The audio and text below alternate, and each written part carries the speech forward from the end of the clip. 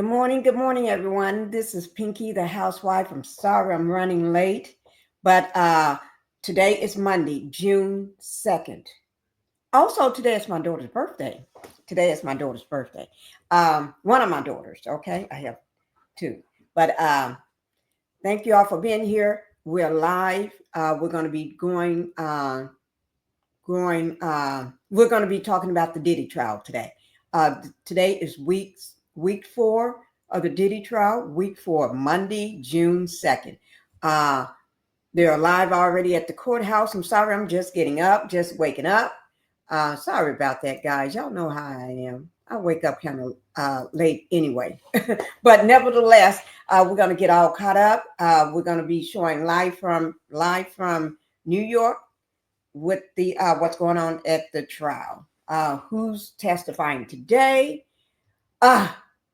Believe me, I want to find out when you all find out. I haven't, to be honestly, I haven't had time, but I could have looked while I was trying to put some clothes on this morning. But no, I want to find out and be at just like you are. I want to be at that moment, just like you are going to be. Okay, it's like the same suspense, everything. Okay, you all probably know more than me if you've been up because it's 10:49 a.m. here. So you all probably already know, but this is still early for me. I normally be asleep around this time. I don't get up this early. I don't get up until about 11 to 12. Okay, but I've been making changes since the trial, Diddy's trial. I've been trying to get up at 9. Sometimes I don't make it to 10. I try to get up sometime 8:30. I don't get up to about 9:30 or 10. So hi, Felicia. Thank you for being here this morning. We're getting ready to get on with the Diddy trial, okay? Thank you for being here in the Pink House. Hi, Renita. Thank you for being here this morning in the Pink House. Guys, I hope you're having a wonderful time. I know you're traveling, but nevertheless, thank you for being here. Gosh. Okay, let's go ahead and get the pink rules out of the way, Pink House rules out of the way. I want to welcome everybody to the Pink House. If you're hiding in the bushes or whatever, thank you all for being here. Welcome to the Pink House. All right. And also hit that like button because it's free. Doesn't cost anything, but it helps me to get to where I need to be, stay in the algorithm so I can keep bringing this great content to you. Okay. I know you all looking at this sweater. This is a sweatshirt, actually, a sweatshirt. See? Sweatshirt. It's just a sweatshirt. It's too big. I've been the last couple of days, I would say started last week, I've been pulling out clothes that I didn't know I had clothes that still with tags on it. So I just cut the tags out of this as I was getting dressed this morning. Running late, cutting the tags out, looked at the clock and said 10:30, I cut the tags off. So, and as you can see it, I want y'all to see this it's a sweat top. It's not a sweater. It's short. I know still got my pajama pants on. I'm going to change those in just a minute. And it's really, really too big. It's way too big for me. If you notice, it's falling off my shoulders, showing all my bones going across the top. So if y'all see all these bones and everything, just pretend like you don't see the bones. Okay. Okay. We're going to say, oh no, that's fat. That's fat. That's not bones. Pinky just got fat showing. Okay. Sorry about that, guys. Okay. But anyway, don't forget to hit the like button. Even if you're in the bushes, hit that like button and everything. If you got a lot of fat on you, then you won't see this here. That's what my doctor told me because I asked him about that. And he always said, you need to gain some weight. But I'm not gaining no weight no matter what I do. I wish I could. If somebody can give me a pill I can take, pop it into my mouth and I get a little weight where I want to in places, I'd be happy. You know, first one is going to be gain some weight at the top and the butt. But no, I'm not. I just can't gain weight like that, guys. But anyway, hitting that like button is free. It doesn't cost a penny. And then subscribe to the channel if you have not subscribed. That's to help grow the channel. I'm almost at my 6K. I need, let me tell you how many I need. I need 233 subscribers. That was last night sometime or yesterday sometime. 233 to be at my 6,000. Okay, so go ahead and hit that like button, guys. I know I shouldn't put it out there because once I say that, any people with grubby hands, they love to steal from you. I'm saying, I'm just telling the truth, guys. Y'all know people are dirtish these days. They'll steal from you.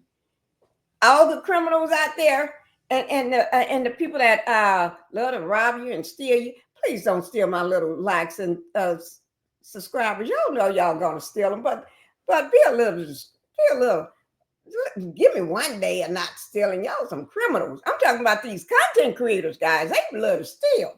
Y'all have to watch out for content creators, and they know who they are, and I already know who you are. So give me a day. Hi, Terry. Good morning, Pinky in chat. Yes, I hit the like button. I'm working, but I'm listening. Okay. Thank you, Terry, for coming in. They know who they are. Y'all know who y'all are. I called you out once before. But anyway, I'm not going to worry about that right now because I'm having fun. They trying to keep me down because they know Pinky is a powerhouse. She don't have to have a lot of subscribers. She got a personality. Some don't have that. Okay, so let's go ahead and get on with the matter at hand. So let me go ahead and put up my warning. Graphic warning content is not for everybody. Okay, you can go ahead and close it.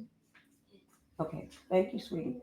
Okay, let me put my avatar up. Thank you. Come on, bring it in. Thank you, baby. Yeah, put it right there. And turn it. I don't want to look at the writing. Yeah. Thank you, baby. That's my baby girl. She's lighting a candle for me.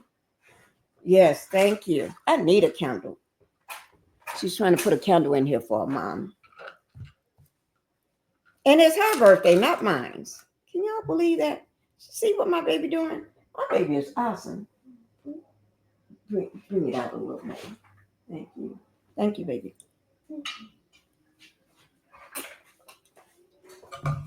All right. Thank you, baby.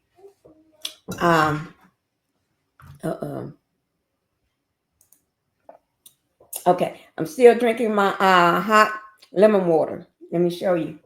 Still got them big. I hope this spoon is clean. Let me wipe it off. I only keep plastic stuff in here because sometimes the dogs may be in here. Sometimes the baby may be in here. Running around. You can't stop Phoenix from anything. See my lemons? So I keep everything in here. I keep silverware in here. And I got my fruit over to the side. And then I got my juice and my HEB cup. See my HEB cup? HEB need to help me to market their cups. HEB, hit me up. Hit me up, HEB. I will do all your tumblers and your cups and stuff. But you got to give them to me free. I ain't going to do it for nothing. HEB, hit me up. Matter of fact, I need to get something from HEB. I don't get baby oil from HEB. No. This is not for me. But we're going to be talking about somebody that love baby oil. They buy by the thousands. Okay? No, I ain't saying no names. I'm not saying no names. Let me put my trigger warning up because when y'all hear what this person did, trigger warning. When you hear what this person did, you're going to be saying, oh, Lord, hide the baby oil, put the baby oil down in your clothes, put it up under your shirt, hide the baby oil. Yeah, that's what you're going to be doing. Hide the baby oil. Yes.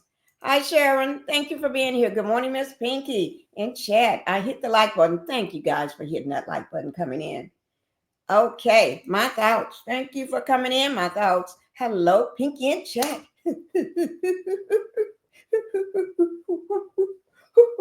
Y'all, I'm excited this morning. I really get excited when I don't know. I just love doing lives, but sometimes I just don't do them. I just don't have time.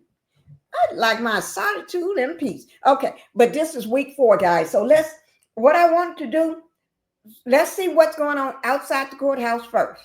And I can tell you right now, not much is going on outside the courthouse right now. Because I took a look as I was coming into the room. Not much going on. But the security standing out there, the popo is standing out there, everybody's standing out there, but not much going on in the way of the courthouse. You cracking me up already. Oh, I'm sorry. Y'all just got to remember, I'm very hyper. And don't let me eat all this sweet stuff I got near me. I'll be jumping off the walls. What you should, let me see what Terry's saying. You should contact the marketing department. Yes, number one. You know what? I need to get somebody on that. Contact the marketing department and let them know you have YouTube channel promoting their products. You got that right. Thank you, Terry.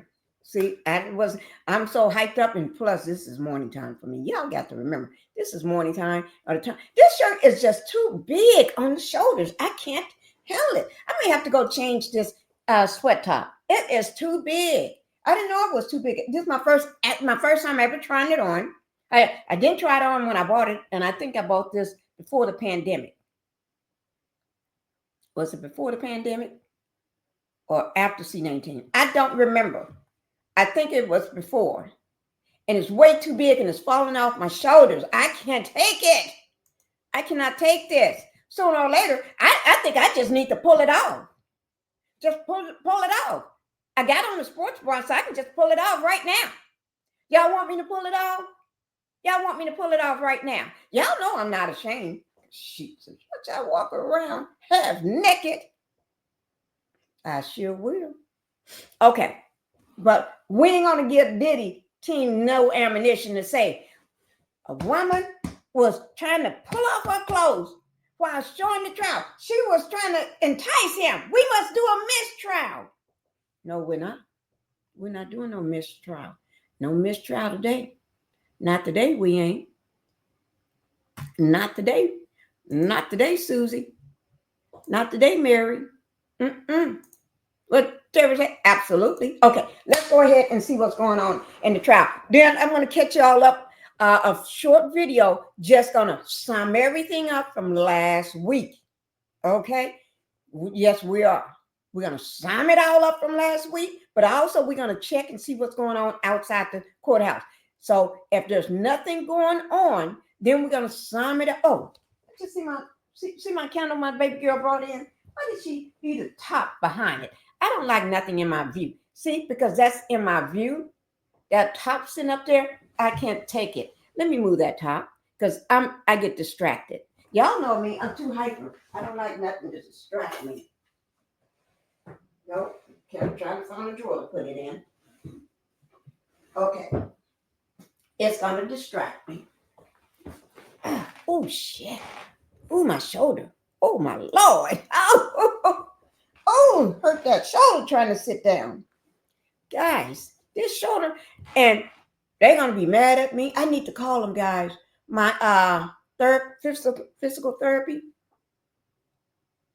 What you say, Nita? Keep my shirt on. Y'all know I'll pull it off. I'll pull it on off. Pull it on off. Pull it on off. No, I'm not going to pull it off. I'm going to keep it on. But I do have on a sports bra. So if I want to, I can pull it off. Yes, I do. No, you ain't going to see nothing big hanging all over. You ain't going to see no breasts hanging down to here. No. Because if you did, when you see something right now, no. So when you do see something, that means because Pinkie got something pushing them up. So you can see. Have somebody pushing them up. But if you look at me naturally, you don't see anything. Because I ain't got nothing pushing them up right now. I may need to change that so the shirt will fit a little better. So maybe when we play a video or something, if I don't forget, maybe I need to go change and put on something that's going to push them up, make this shirt fit better. Push them up. You know, it'll maybe make it stick out a little like this here. And if it sticks out a little, would it make it? Yeah, it'll make it fit across the back better. Yeah, It'll make it fit if I got something pushing everything up like this here. But they don't belong up in there. They be pushing them out of the shape because they don't belong up there. Yeah. Let me show you. Just see. We're going to push them up. Push, push, push it out. Push, push, push it out. Push, push, push it out. Push, push, push it out. Oh, Lord. I like that. I like doing that. Oh, Lord. Oh, Lord. Oh, Lord. Oh, Lord. I like doing that. Oh, I like doing that. Hey, husband, come in here. Look, I like doing this. Oh, okay. Y'all have to let my husband know don't come in here, okay? Okay, let me just holler and tell him don't come in here. Oh, shit. No, don't come in here. No, tell your daddy don't come in here. I'm just kidding. I'm just kidding. I'm just kidding. Okay, there's nothing wrong with me. Just kidding. Just kidding. Just kidding. Okay, now we're going to go ahead and get started. Okay, I'm just kidding. Ain't nothing wrong with me. Have to let the powers that be know there's nothing wrong with me. I'm not trying to do nothing, push it up or nothing. But that's I like doing that, like clench. Ooh, I love clench. Oh, Lord. Ooh, I love doing that clench. I'm gonna have to show y'all that clench video. Clench. I need to market that. Clench, clench. I need to get a t-shirt. Oh, Lord, I'm going to do a video called Clench, Clench. Ooh, Lord. Don't nobody steal it. Don't nobody steal it. If I see somebody marking a t-shirt called Clench, I know you just stole it from me. Y'all don't know. I could probably be quiet. Be quiet. Okay, let's go ahead and get on with the Diddy. Ooh, Lord. Okay, let me see what we got going on here. Where did I put that? Y'all have to excuse me. Oh, let me show you something, guys, what we're going to talk about today. In the meantime, I got some docs here for you too. We're going to go back over these docs. I've been had these docs. I did these docs a while ago, but I thought it's time to refresh our memory with them. I'm not going to read them all. I'm just going to read, just look over. We're going to just glance over a couple pages to make sure. Terry, Carol, what am I going to do with you? Trademark it, Pinky. I need to. That's what I need to do. Clench, clench. See, Terry, you get me off track again. You get me started talking about the clench again. I love you though. Y'all know me. Don't get me started. Okay? Don't get me started. Clench. Oh Lord. Okay. Let me thank God I had this thing on mute. Let's see what's going on in the at the courthouse right now. I can probably tell y'all right now. Make you rich. I probably do need to get rich all by myself. Make me rich all by myself. Make me rich. Y'all know, do not ask me, Pinky, you need a record deal now. Because I know I can sing, but we're going to pretend like I can't. Okay? I just can't put nothing, it's just mine. I just don't know how to make it sound good. Now, can't nobody tell me I can't sing. I just don't know what I'm doing. Okay, let's see what's going on. This is live outside the courthouse. This is with Law&Crime Network. Y'all know Jesse. Jesse, what? Jesse. I love myself some Jesse. Okay, live. P. Diddy SEX trafficking trial. U.S. versus Sean Diddy Combs. Sean Diddy Combs. Day 14. Week 4. Okay, here we go. I'm going to enlarge it so y'all can see it. But it is live, okay? So we can see what they're talking about. Okay. Come on to the right thing. Somebody's, they giving live updates in the box in red. Oh, the judge, defense on the elevator, hallway video. You are objecting. Oh, they changed it before I could live now. Before the jury and judge, Mr. Steele, how much y'all gonna have to read it yourself. Okay. Did you use this as your CV? Mia looks like it. I'm just to let y'all read it because it's moving fast. While y'all reading that, this is live updates. You see, ain't nobody going nowhere, right? And it's 12:08 here. They at lunchtime.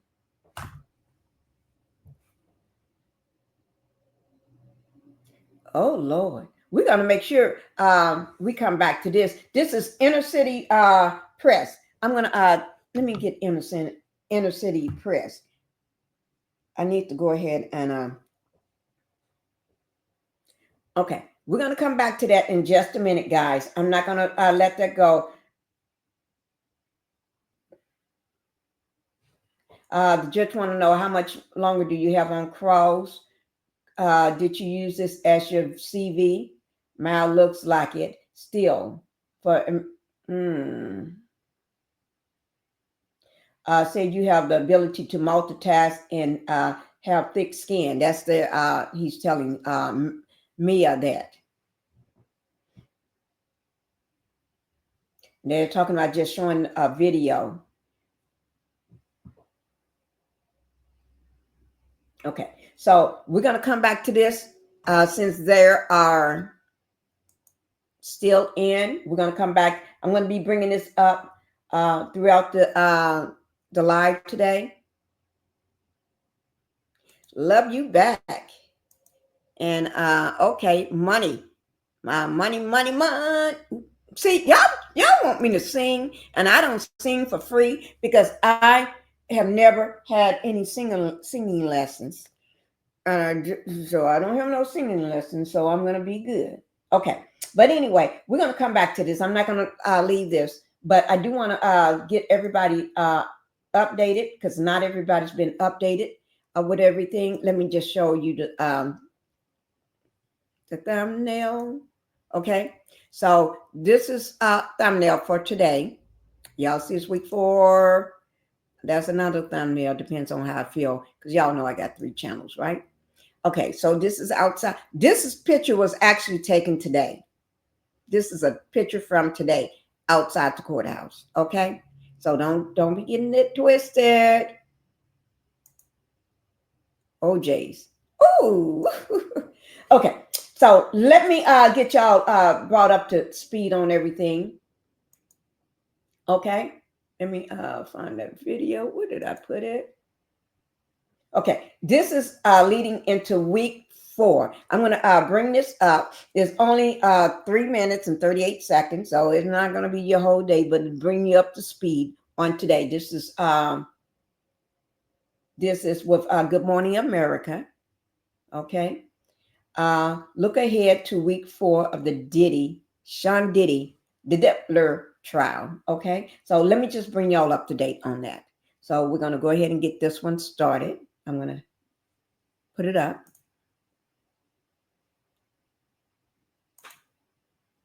Okay, do this. And here we go. All right, so it can bring you up to speed.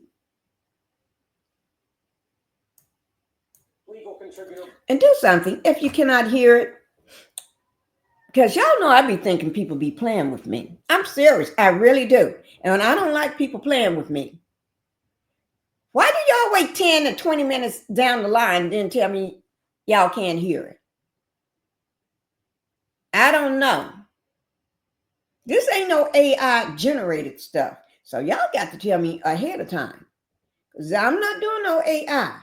This is Pinky Live. Okay? So if you cannot hear it, put a 2 in the chat and let me know it's too low. Because I'm not going to change it 10 minutes down the line because the video is only 3 minutes and 38 seconds. So either you hear it or you don't. And I think these people be jumping out the bushes telling me some mess like that. Y'all know I'm a little because I haven't drank all this. I'm just in the middle, just in the beginning stages of drinking my lemon water right now. Okay. Y'all wonder why its look is pinkish looking? Because they put something in it to give it that pink look. Okay. It's nothing that y'all think of. Okay. All right. Mm-mm. Okay. Okay. Here we go. Here we go. Brian Buckmeyer. Brian, it is good to see you. Thanks for having me, guys. Okay, so Diddy's lawyers are getting ready to cross-examine Mia again. What do you expect to see there? I think more of this. The same. What we're seeing here is not a confrontation of the direct allegations that she made of sexual assault, forced labor, even rape as well. But instead, we're trying to juxtapose that relationship with social media. She's saying that, okay, on Sean Combs' birthday, he sexually assaulted her, but 2 or 3 days later, she's in a photo with Sean Combs on her own personal social media talking about the great times and how he's a mentor and all these other positive things. And the argument I think they're trying to make is, if this person was so horrible to you, why are you doing this? Now, of course, we've heard from Dr. Hughes, a sex trauma expert, that explains some of this, but they're still trying to make the argument of maybe it didn't happen or it didn't happen the way you're articulating based on your social media and your reaction thereafter. And Brian, you've been inside the courtroom. What has this former assistant's temperament been like as she faces very difficult questions? I would say from 95% of it, meek, timid, small, both in the way that she presents herself. Oftentimes, even when she's speaking in direct examination, she's looking straight down, never really looking at the people that's asking her questions. The other 5% of the time I think is somewhat interesting is when she reads some of those text messages, especially text messages between friends like D-Rock, one of Sean Combs' assistant. She gets a little bubbly, I think, remembering some of the good times, because throughout her testimony she said, when the highs are high, they were great. But when the lows are lows, it was very difficult, and those lows are what these allegations are stemming from. And there is so much more to be seen in that case. But Brian, we want to ask you about another high-profile case on our radar, and that is the Karen Reed trial. She's accused of killing her then police officer boyfriend back in 2022. She's pleaded not guilty of that trial. Now in the hands of the defense, what kind of testimony could we be in for? And if I'm not mistaken, it's the defense that has a former juror from her first trial working with them, right? That was right, because don't forget. Let me ask y'all, could you hear it? Terry said yes. Oh, they getting ready to talk about other people too. I don't want to hear no other people. If they keep talking about other people, I got to go. I'm sorry, guys. No, I'm not going nowhere. That was a hung jury. Well, bit of an argument though as to whether or not they decided not guilty on some, but still facing all of the trials. Okay, that's enough of whoever she is. Okay, that's enough. That's enough of whoever she is. All right. I didn't come here to hear about some other person. All right. But at least we heard about that's enough of that person. All right. Oh, Lord, I tell you, the things that they putting you through, the things that they put you through. Let me just do this here right quick.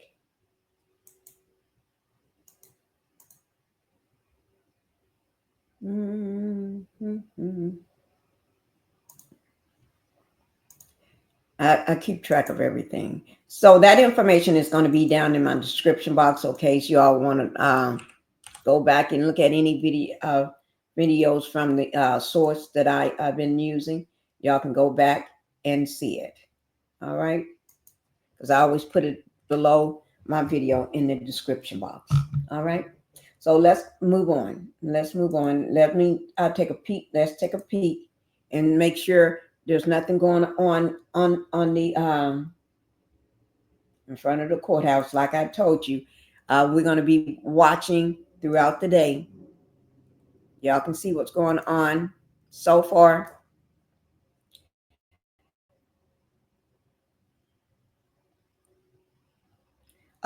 Somebody talking about the immunity order. Did you receive a subpoena to testify at this trial? This is Mr. Garcia. Let's have Mr. Garcia. Did you receive Mr. Garcia? Who is that? Maybe that come back up. Let me get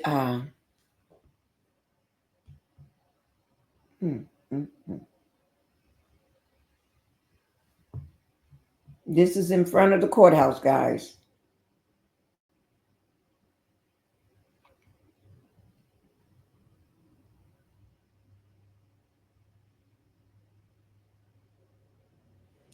Okay, that's in front of the courthouse.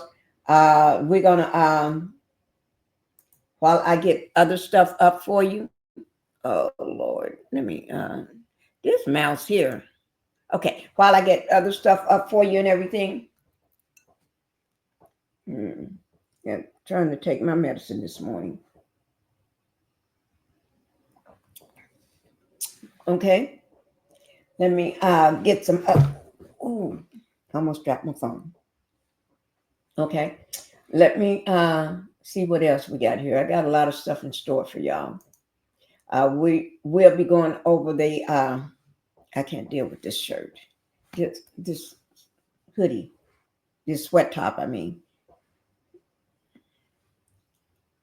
I really can't. It's running me crazy.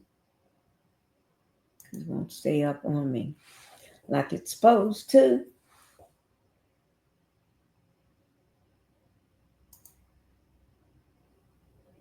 Okay, I'm trying to see who all what outlets are live right now. I got it going on. Oh, I see a lot of them. Let me see which one. CNN is live. Uh, USA Today is live. Everybody's live. Let me see. We're gonna see which one got it going on popping for us.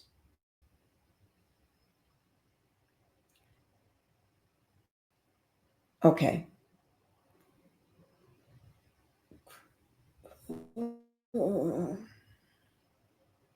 I just pull it up this way, CNN. I'll go back and do it the other way so we can pull it up.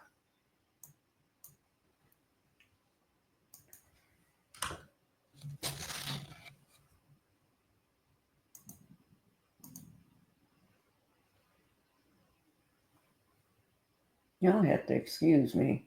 I should get some smaller, do like most people, because I wouldn't have to be looking off so far away.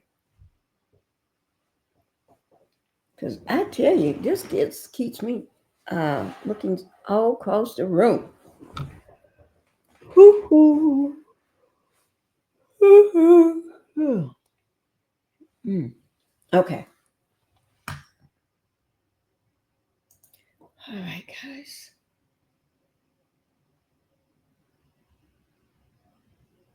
Okay. Oh my gosh. This video is startling that I see. I ain't gonna say what it is because that's just madness right there. That's just madness. Ooh.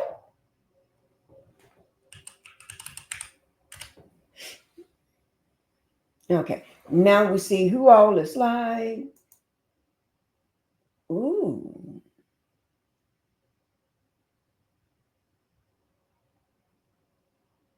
Mm. Mm. Mm.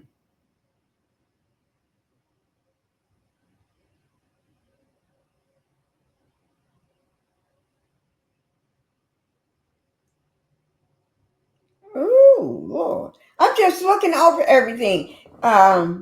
Guys, while I'm trying to see what outlet, because what I try to do, I'll go with one of the major news outlets that's live and everything. That's what I try to do. So I'm just going through them, seeing how long each one of them been live and and stuff, so we can get into one of them right quick. But until I go ahead and do that, what I'm going to do is pull up some stuff I already have set waiting for us. We'll go over some docs in a little bit. Okay? In a little bit. But I want to, if I can find that, let me do it this way.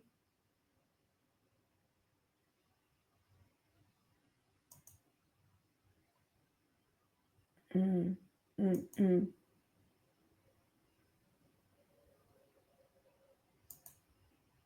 Just give me 1 second, guys. You know I don't do it.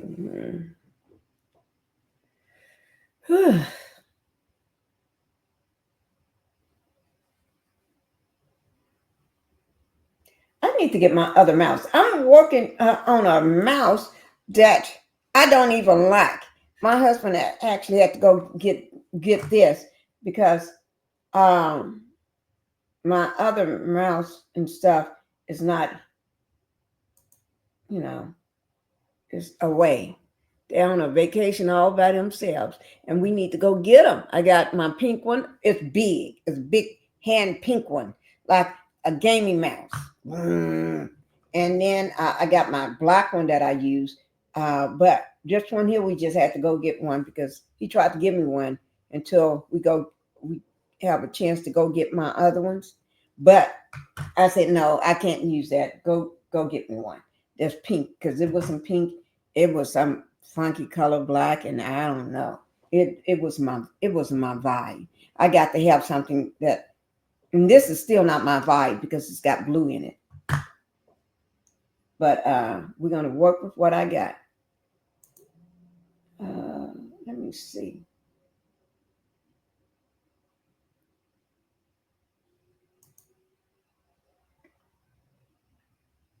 What is it not here? Y'all got to excuse me. Pinkie is looking for something, and I'm not finding it. And this is pissing me off.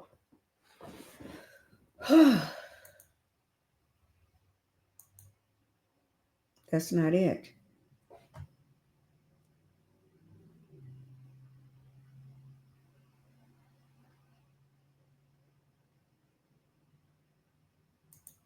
Let me ask y'all a question while we're doing this. Have y'all ever thought about Bernie Mac? Bernie Mac. Remember him? He was a comedian that's no longer here. Bernie Mac. Think about it. He always dropped secrets. Not secrets. Yeah, secrets, but he never went into names. He died of pneumonia. Did y'all know that? He died of pneumonia. Have y'all ever noticed a lot of people die of pneumonia? I better leave that pneumonia stuff alone. Wait now. What's getting ready to go on?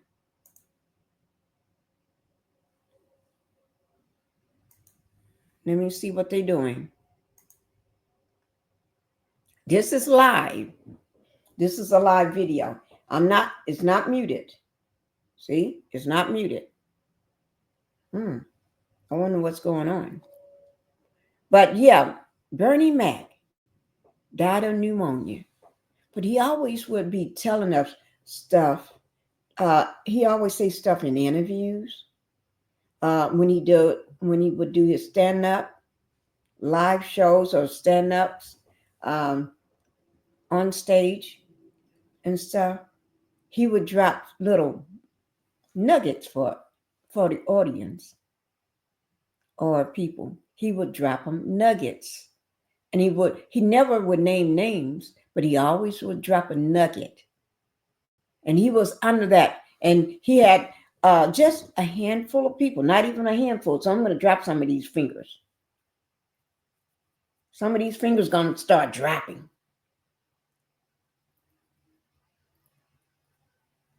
You know, only a handful of people that he feared. He didn't fear him like, boom, boom, you're going to beat me up or something like that. No. Or that you can whoop my butt. No. He didn't fear them like that. He feared them like, you're powerful. You can break my career. You can take everything away from me. Like that. You can have me blackballed at a phone call. Just like that.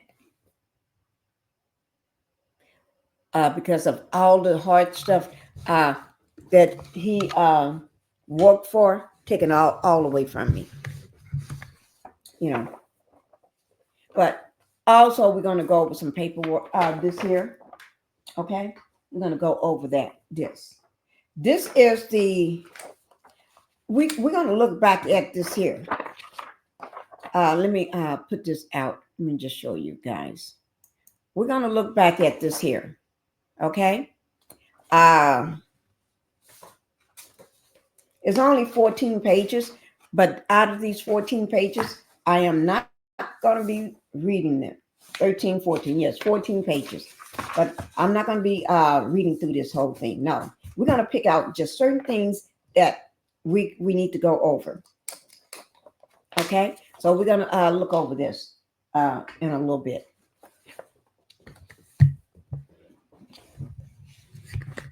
Okay, so we're going to look over that in a little bit. All right, but until we look over that, and this is live, so they're out to lunch. They are out to lunch. That's why you see nothing but the Dippler. Okay, that's why you see his face. When I say his face, I mean that because they're out to lunch. So that's why you see that. All right. So while they're out to lunch, what I can do is I do want, and I wish I had. Last week we had several people that testified last week. We had, let me see, can I pull up their names, that the ones that did testify? I did have a sheet with all the people that testified. Let me see, did I, um, okay, no. Okay, so since we're waiting, let me pull it up live, right? Something is going on. Special courtroom live show as we cover the Sean Combs case, the criminal case at a federal court in New York. I'm Jesse Weber. This is our lunchtime show where we're taking more. I love Jesse. About today's testimony, but anything that's happened so far in this case. There's a lot to break down in what's happening today specifically. So we have alleged victim number 4 on the stand in this racketeering, sex trafficking, prostitution case. This is somebody named Mia, using a pseudonym. So she's still testifying. That she was abused by him in the past, that she was sexually assaulted by him, and yet today is a continuation of the cross-examination by Sean Combs' defense counsel, Brian Steele. Really questioning her about her resume, past messages she sent to Sean Combs, a lawsuit against Sean Combs when she worked with prosecutors, really going to the heart of her credibility. So I want to get now a first-hand perspective of this testimony and this cross-examination from Elizabeth Milner, Law&Crime's reporter, who's been in that courtroom every single day of testimony, including today. Elizabeth, so good to see you. I want you to lay out for us what the cross-examination looked like. But before we even do that, there's one thing I want to get to specifically. There was a large back and forth last week regarding a video. It might have been a happy birthday video that was going to come into evidence, that wasn't going to come into evidence, the back and forth between the prosecution and the defense that, the defense says, oh, we just saw this video, we just got it. The prosecution, I think, was, raised an objection that you didn't give us advance notice of this. And it goes to the heart of her credibility, the way she's speaking in this video. Real quick, before we move on to the rest of the cross-examination, what is that video I'm talking about? And it was admitted into evidence today, right? Yeah, I definitely was admitted into evidence.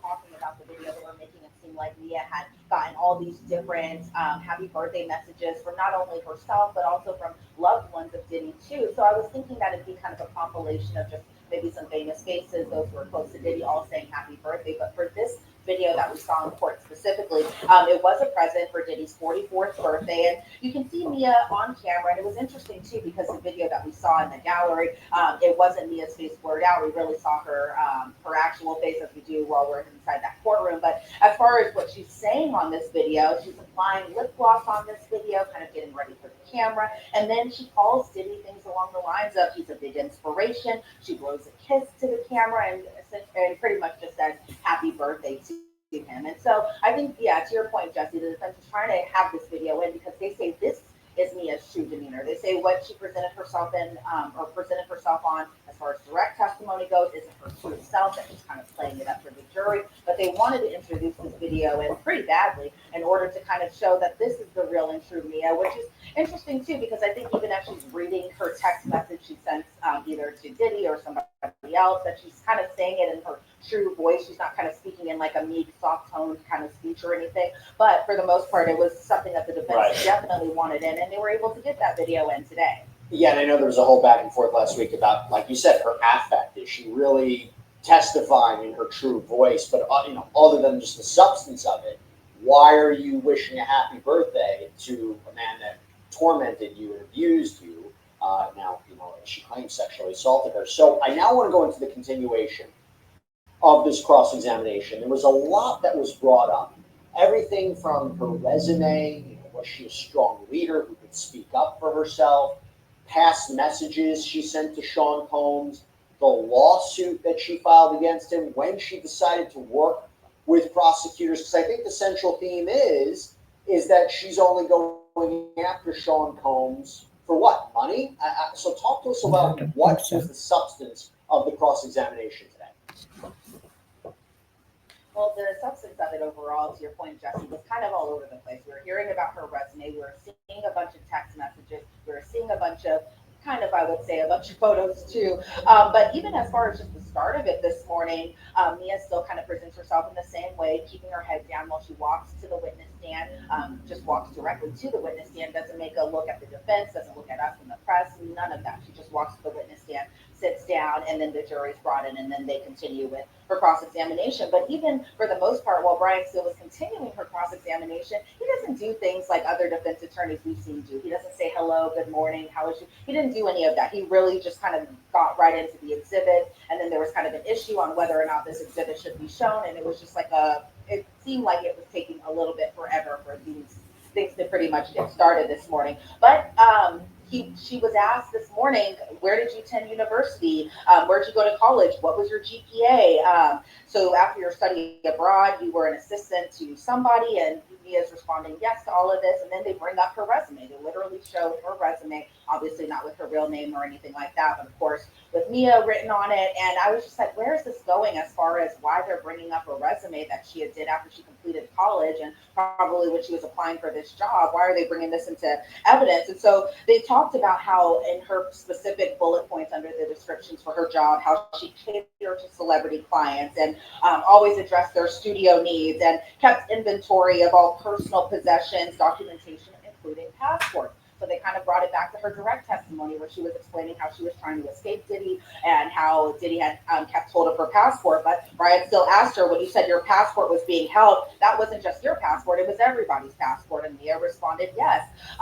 Mia was asked, do you take on responsibility? She said, true. You're a leader. She said, she kind of is pausing before she's answering this question, which I thought was pretty interesting because she was like, I don't know how you can really answer that. And then Brian still says, but you tell others to speak up for themselves. Mia says yes.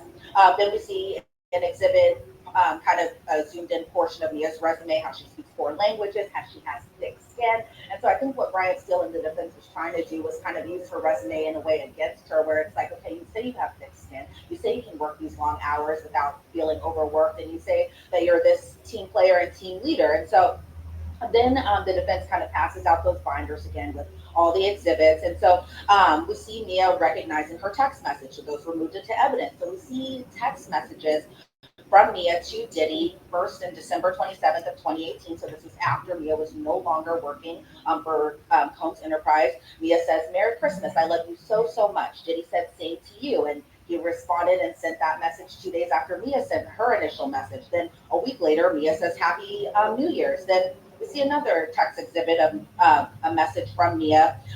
This text was also after Mia left the job, where she said, and I'm kind of paraphrasing here, that she had a nightmare that she was trapped in an elevator with R. Kelly and that you came to my rescue. And the you she's referring to is obviously Diddy. And then Brian still asked, so you told the jury that this person who terrorized you, caused you PTSD, was the person who came to your rescue? And there was an objection. It was sustained. Then we see another text exhibit, this one from March 8th of 2019. Mia telling Diddy, sending you all the love in the world, heart emoji, and then the defense is saying you weren't under Mr. Combs's spell then, and she was like, "Well, I was. It was psychological. It was because Kim had just passed away. I felt horrible."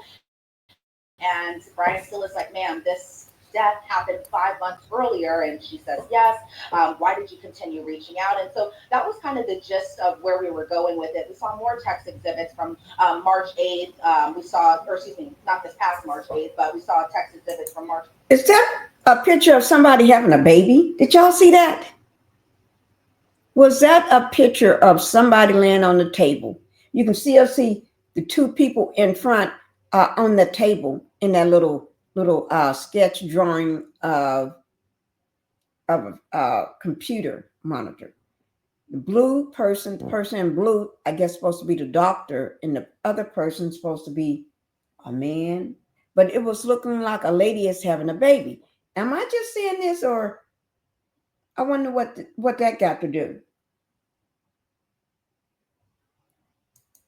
Okay, isn't that something?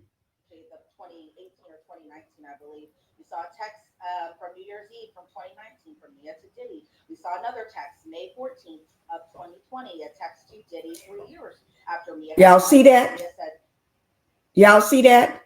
Look, man is holding on that screen that little monitor drawing. A lady having a baby. The doctor's pulling the baby out. The man in the other, what is that, purple or that other sketch picture is holding the lady's hand. I wonder who is that having a baby. They've got the sketch of. something along the lines of, "Puff, my heart is broken about Dre. You are one of the most influential people. I know it's excruciating. I will always be there." We see another message from Mia to Diddy about Chadwick Boseman's death. Then it just seems like they were just kind of going over text after text after text. And then Mia is asked, "You had the capability of carrying around the phone with you. Did you have any recordings of Mr. Combs berating you?" And Mia responds, "No, he wouldn't allow it." "Do you have any texts with family or friends about what Mr. Combs put you through?" "No, it was all kept a secret." And I felt like the line of questioning was kind of hard to watch at points, right? Because this is alleged victim number 4. This is also, a victim who had talked about how she was sexually abused, sexually assaulted by her boss. But it seems like, from the defense's perspective, that this didn't even happen, because Brian still would say something along the lines of the supposed sexual assault, or "This didn't happen to you, you made all of this up." It was really just that intensive of questioning, or that intensive questioning, I should say. Then we saw an exhibit photo, a text from August 29th of 2020. Mia saying, "Life is effing insane. It happens for a reason that I've been tapping into spirituality." Mia's asked, "Do you have any random notes about you being brutalized by Mr. Combs?" And she says, "I don't believe so." She's asked, "Do you have any notes that Mr. Combs was violent towards you and unprofessional towards you?" She said, "No." "Did you write in your notes today that Mr. Combs sexually assaulted you?" Mia wrote, "No." "You sent these messages, and the Me Too movement was strong for 2.5 years, and these messages were sent in 2020. Why didn't you respond, or that you remembered all the bad times that you had had with Mr. Combs? Is it because it's not true?" And Mia said, "I didn't lie in this courtroom. Everything that I said is true." And again, it was a little harsh to kind of watch, because again, it just seemed like, from the defense's perspective, that they were really kind of painting Mia out to be this liar, that she made things up, that Mr. Combs or Diddy never sexually assaulted her, that these events didn't happen, because why is she sending these text messages saying "love you" and "happy New Year's," "happy Merry Christmas," and just sending him good wishes even after the fact? And so Mia is asked constantly, "Why didn't you say that Mr. Combs bamboozled you?" And Mia responds, "I was still brainwashed." Steele asks, "What does brainwash mean?" And Mia says, "I was in an environment where highs were high. I would try so." What she said, she was still brainwashed. Woo! Thank you, Mia, for letting them know you was brainwashed. Like all the others, brainwashed. He brainwashed everybody, allegedly, in my opinion. Thank you for finally speaking up. Hard to get back into that good space. I felt like I had done something horrific by going to mediation, like I did something wrong. I was constantly seeking his approval. He was a constant authority figure, the only authority figure that I guess she had had. And so it, to me, and again, Jesse, we covered these types of why victims don't come forward. And I felt like watching this cross-examination, it felt like this is the exact reason why victims don't come forward. Brian Steele was quite frankly very harsh with her, and I think even the government was kind of pointing it out too, because there were some arguments outside of the presence of the jury where I'm glad she's saying that. I think he was very harsh too. You can't tell a victim why they didn't do this and why they didn't do that. You should be thankful that they did do something. But I know that's his job, is to paint her out to be a liar. Okay? But it also makes people see him as, I can't not believe what you're doing. You know, he's not going to win any brownie points for this, except for the defense team the government accused Brian and Steele the of yelling defendant. at her and being sarcastic with her. The judge didn't necessarily see it that way, but I think other people who were in the gallery, maybe not per se the jurors or anything like that, but really we're seeing just kind of like how much is enough when it comes to just questioning an alleged victim about whether things had actually happened. And so it just seemed like it just kept going in and on to the point they were just throwing her old photos at her old texts at her. And I was just kind of like, we're still not at the end of it just yet. Well, let me ask you a question. I heard a rumor that the jurors are responding quite well to Brian Steele, the way he's been cross-examining these witnesses, including alleged victim number 4, Mia. From what you could tell, how were they responding to this cross? Yeah, so I did hear kind of the same thing on Friday, where some jurors, yes, were responding kind of well to the defense. But I will say, even today goes, I've heard other reports saying that you could see the jurors yawning and probably, like the rest of us, probably wondering, okay, where is this going? But I know I saw one comment that was like, we need to get Elizabeth kind of seated on a better side where she could see the jury. But unfortunately, still on the same side where I can only see half of their faces. But to me, it was just kind of the same of what I was seeing kind of from where I am inside that courtroom of just the jurors taking their notes. So I'm not seeing if they're laughing along or yawning or anything like that. But I have heard from other people who do have a better view of the jury that, you know, they seem like, okay, where are we going with this? How much longer is this witness going to be on the stand, and kind of just all taking it in, everything that's going on with the cross. Well, there is a lot more that's going to be happening with this cross, and also probably redirect. And I want you to have a great seat in the courtroom. So right now, I know your time is limited. Elizabeth, you're going to go back into the courtroom, report to us later up on sidebar. We'll do a full Yes, Elizabeth. these events. Elizabeth Milner, thank you so much. Thank you, Elizabeth. Great. But as you know, we're going to continue the conversation. We're going to take your questions regarding this testimony, regarding the cross-examination, regarding the case in general. So submit your questions on YouTube. We'll get them up here. We'll answer them for the next hour. I'm here with Alexis Rosenberg, trial attorney, federal litigator. I'm also here with Joe Richardson, civil rights attorney. Maybe we don't have Joe. Hopefully we get Joe. And I'm also here with Melba Pearson, civil rights and criminal law attorney, former prosecutor. Great to have you here. Joe will get it later. Okay, so I'm made of questions right now because we have a lot of people who are commenting on this cross-examination. Let me go to the first question that we had coming in here. Okay, we'll start with the video. So Melba, you heard that video, that happy birthday video that apparently came in very consistent with what the defense is doing, trying to question her credibility about her allegations. This is from Never Be. Do you think that the video was... do you think the video was as big of a deal as defense made it to be? Appears to be her giving a shout out for birthday. Now, let me just say this, guys. A lot of those they had on Friday, where they were showing this and a lot of other stuff on Friday, and they had to go. The jury had to step out while they go up to the bench, right? Talk with the judge, because somebody had put out a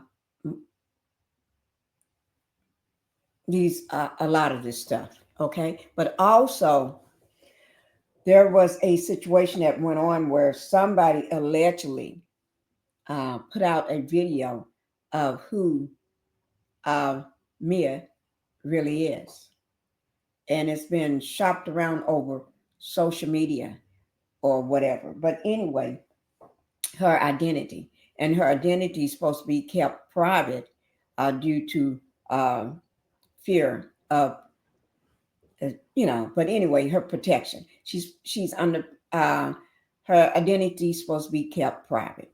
Okay. no one's supposed to know who she is due to fear and everything.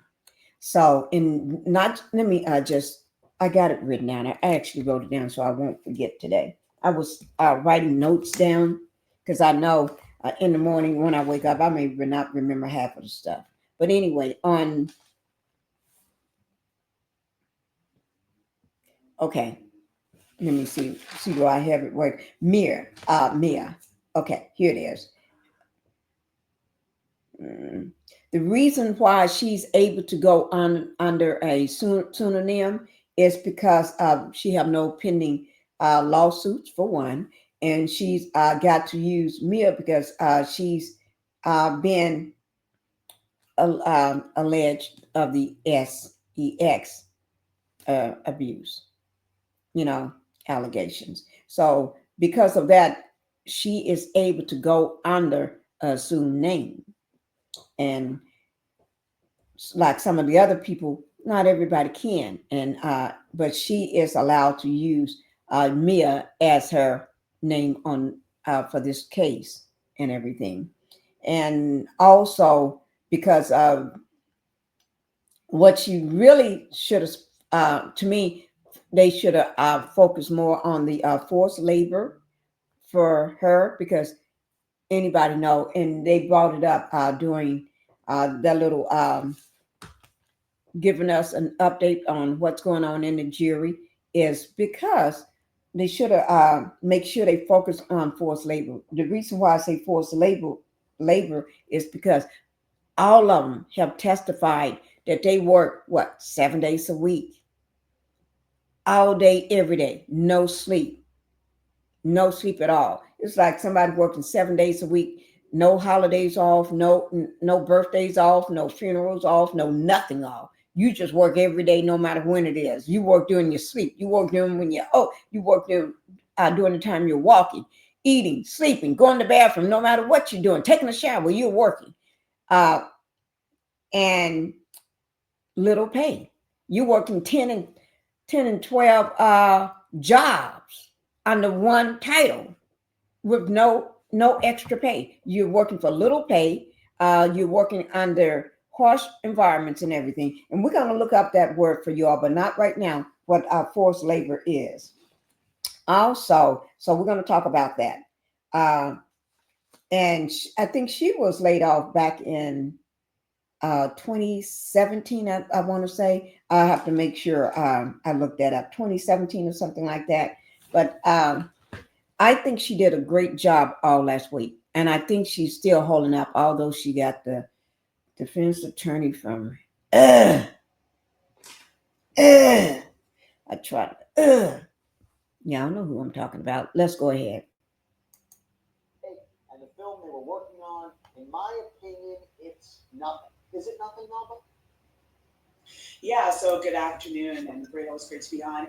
And yeah, I agree. It's a bit of nothing, because again, the defense has been consistently saying, here's another social media post where you shouted out Diddy. Here's another email or text message where you said something positive to him. So there comes a point where the jury gets the point, and now you're beating a dead horse. And when you get to that point, you start to lose points with the jury, because they're like, all right, we got it. Yes, you do. The next thing, you're literally making us stay longer because you keep pounding away at the same point. So I think he already made his point 10 different ways from sunrise, with all the different text messages and social media posts and all that. The video is nothing new, doesn't add anything more to what's already inside. See, but here's the thing, Alexis, this is not a clean case for the prosecution, right? I know how they're building it up towards racketeering. I know how they're building it up for sex trafficking. They need the jury to believe these key alleged victims, and to have text messages or videos or other witness testimony saying, why didn't they step away? Why were they praising Sean Combs? As Elizabeth reported, there was testimony earlier. There's a lot of different factors. Let me do something, guys, for a moment. They are beating an unalive horse or horse. Because sometimes you can only say something so many times before you start the jury start getting to the point. Okay, yeah, y'all be beating this horse to the point of no recognition. All right, y'all beating this horse to the horse can't stand up no more.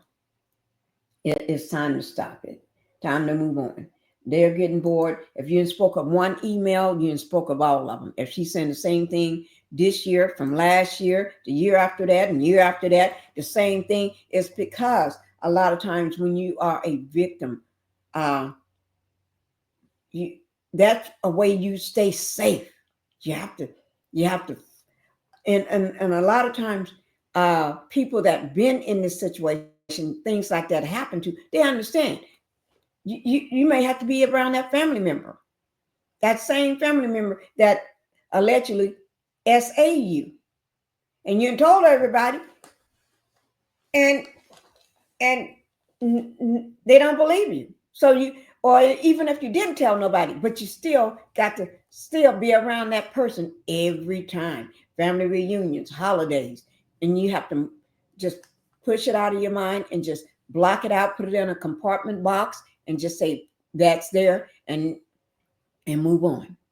Move on. Whether that person done it to you several times or one time or every time they at your parents' house, or you just got to push it out, put it in another box, and move on with your life. Try to be as normal as possible, but you know what's going on, and you know how you feel inside, and you know what this person did to you, and that person knows what he did to you. I just feel for her. With people who abuse them and even praise them, maintain a relationship and will have consensual sex with them. But it makes it not a clean case for the prosecution. Mm-mm. The defense is exploiting it as they should. As they should. I mean, that's their job to say there are question marks here. And I wonder, is it a question mark that's going to be enough to raise reasonable doubt about whether or not any of this happened, or whether or not there were willing participants, whether it's consensual, whether or not this was a criminal enterprise. Alexis, I think this is a concern. I think it's a huge concern. I think from a defense strategy, it was excellent. It's an excellent play. They needed to show, and that video did that she's not this wallflower, this weak person, that's really, and what Brian Steele was doing, and by the way, he's an excellent attorney, was showing that her credibility, attacking her credibility, that she's not this weak person. Look at this video, because the text messages don't necessarily show that. That video nails that down. But there is a big question, even though we have, that this isn't inconsistent with the battered woman syndrome or someone who's been abused, the reaction. However, to a juror, why, years later, when she was out of the web, in essence, is she still sending these reassuring, happy texts and videos? Why is that? Is this really a show? Did she make this up? So now we have Joe Richardson with us, civil rights attorney, to join the conversation. Joe, great to have you here. Let me throw another question in, because a lot of people have questions about this. This is a question from P. Smart.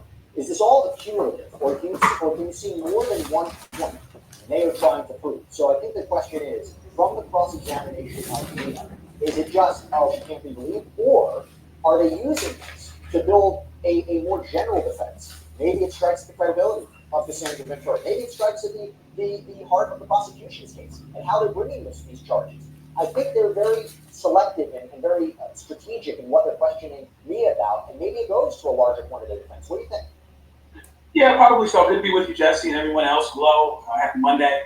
Yeah, I mean, you're not trying to undermine Mia and leave leave everyone else intact. Leave the other witnesses where things really started to get going last week as it pertains to really demonstrating some things that look like crime, and leave them intact. You want to cast doubt over this entire thing, including the notion that perhaps with the point that's been made, criminal conspiracy, racketeering, we know that he's a woman beater, etc. But maybe this is a little bit of a square peg in a round hole. Maybe this isn't a criminal enterprise at all, particularly when, just like with everyone else, you got Mia saying things that are very positive about P. Diddy. You got Mia saying things that are positive about him once he's not working for him anymore. Well, is he still influencing her, or was it possibly true, the positive things that she had to say? So yeah, I think you're taking a knack at the whole situation here. So it's to say here are a lot of people that were voluntarily in situations that weren't ideal, and they don't amount to a criminal conspiracy. Well, let me tell you this. We had a question from John. Let me just say this, guys. A lot of times, you got to look at being in that industry. Okay, being in the music industry, there's not many big companies or labels or things that you can do because everybody knows everybody. If she gets on the stand, or if she in the past start saying bad things, she's going to get blackballed. So if she's working a similar job or for someone else in this industry, all happens is one phone call, she's done. She would probably never work again. Okay? Unless you're going to go to the grocery store, or unless you go to a totally different industry where they don't care about nobody like the Diddler or what he got to say. You see what I'm saying? So if she's doing similar job for somebody else, all he do just make one phone call. So she still have to show face, like, I'm still cool with you. I'm still good with you. She still have to show that up front, because she don't want to get blackballed, although she is not working for him. You still got to show it. You got to. Otherwise, a lot of people that didn't show it, where are they? Are they still standing? Do this? You ask, what happened? Remember how I always ask, what happened to so and so? I'm not going to say his name because he already said don't say his name. Not to me, but I've heard he said don't say his name. Keep his name out of it. So I am not saying his name. But he could put a lot of pieces to this. He knows, I bet he knows so much, in my opinion. But that's just my opinion.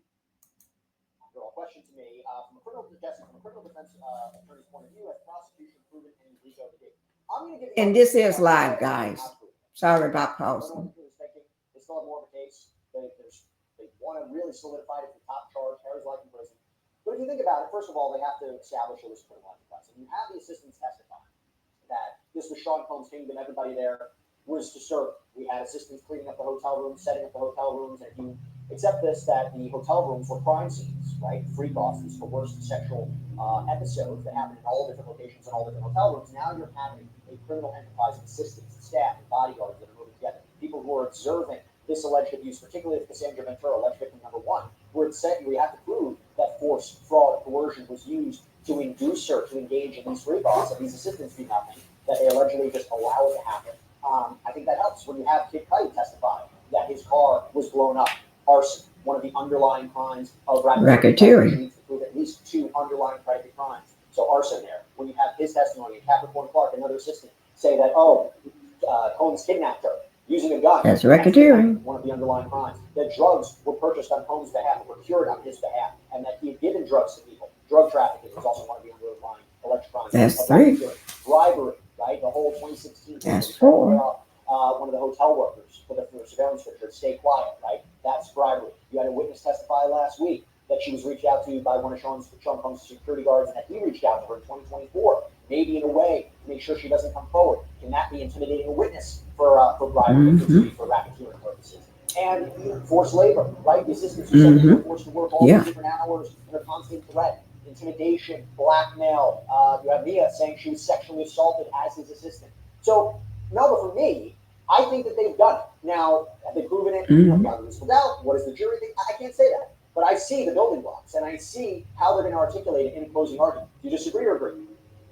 I fully wholeheartedly agree with you, Jesse, because I believe the prosecution is doing the building blocks, and they have to tie it all, put a beautiful bow on it in closing arguments. And I think because it seems kind of disjointed, like you have one witness talking about labor aspects, and then you have the forensic person coming on, and then you have somebody else with a video, and then, it's not as linear as people would want. So I think that's why a lot of folks are having trouble putting this all together. And also, I think, honestly, people don't really understand RICO. And I don't mean that in a mean way, but just from the perspective of many times when we hear RICO, we think, And so we're not thinking of it in the context of a music mogul who has been in our, iPhones and our playlists for so many years. We're not thinking of that as a criminal enterprise. You're not thinking, oh, he's running drugs, or he's basically the El Chapo of the music industry, right? So I think it's hard for people to kind of get their minds around it, but this is going to be a case where closing argument is going to be critical for the prosecution in terms of bringing all these elements together and breaking it down for the jury as to why this is. They need to sell the fact that he is a mafia boss. And so the more that they talk about this repeated pattern of abusing women, not just Cassandra Ventura, but his assistants and other alleged victims, dangling somebody over a balcony, blowing up a car, breaking into Kid Cudi's house, that's how they sell that narrative. Agree or disagree? Okay, question from Lisa5472. Jesse Weber question. Doesn't attacking an SA victim, so a sexual assault victim, look bad to the jury? Why would Steele find it okay to berate Mia? In my opinion, that is overkill by Steele. But I'm going to share this question. I'm going to give it to Alexis. Is it inappropriate for him to do? Is it going to turn the jury off watching him the way he's questioning Mia? So inappropriate, no. But it is a very good question whether it's going to turn the jury off. I think you got to fill that out. When you go in as an attorney, you really have to feel out how the jury, how hard you can go at a witness, and how the jury may. They may go and say he was re-attacking her, re-traumatizing her, and that they want to protect her. And if they get that feeling, then they're going to lean towards her credibility and moving what she's saying, or it can turn. So it is risky. It's very risky. And interestingly enough, to have a male attorney, it would have been better, in my opinion, if we were going to go at Mia so hard, to potentially have a female attorney, because remember, it's a sexual assault by a man. Yeah. And then they got a man. The other way of looking at it is if we take the going rumors after as true that the jury is responding quite well to Brian Steele's cross-examination of the witnesses, they may say, you're up, you're responding to you. I will say this. This is a great question we just got in from Adriana Cesura. Apologies if I'm mispronouncing your last name, sir.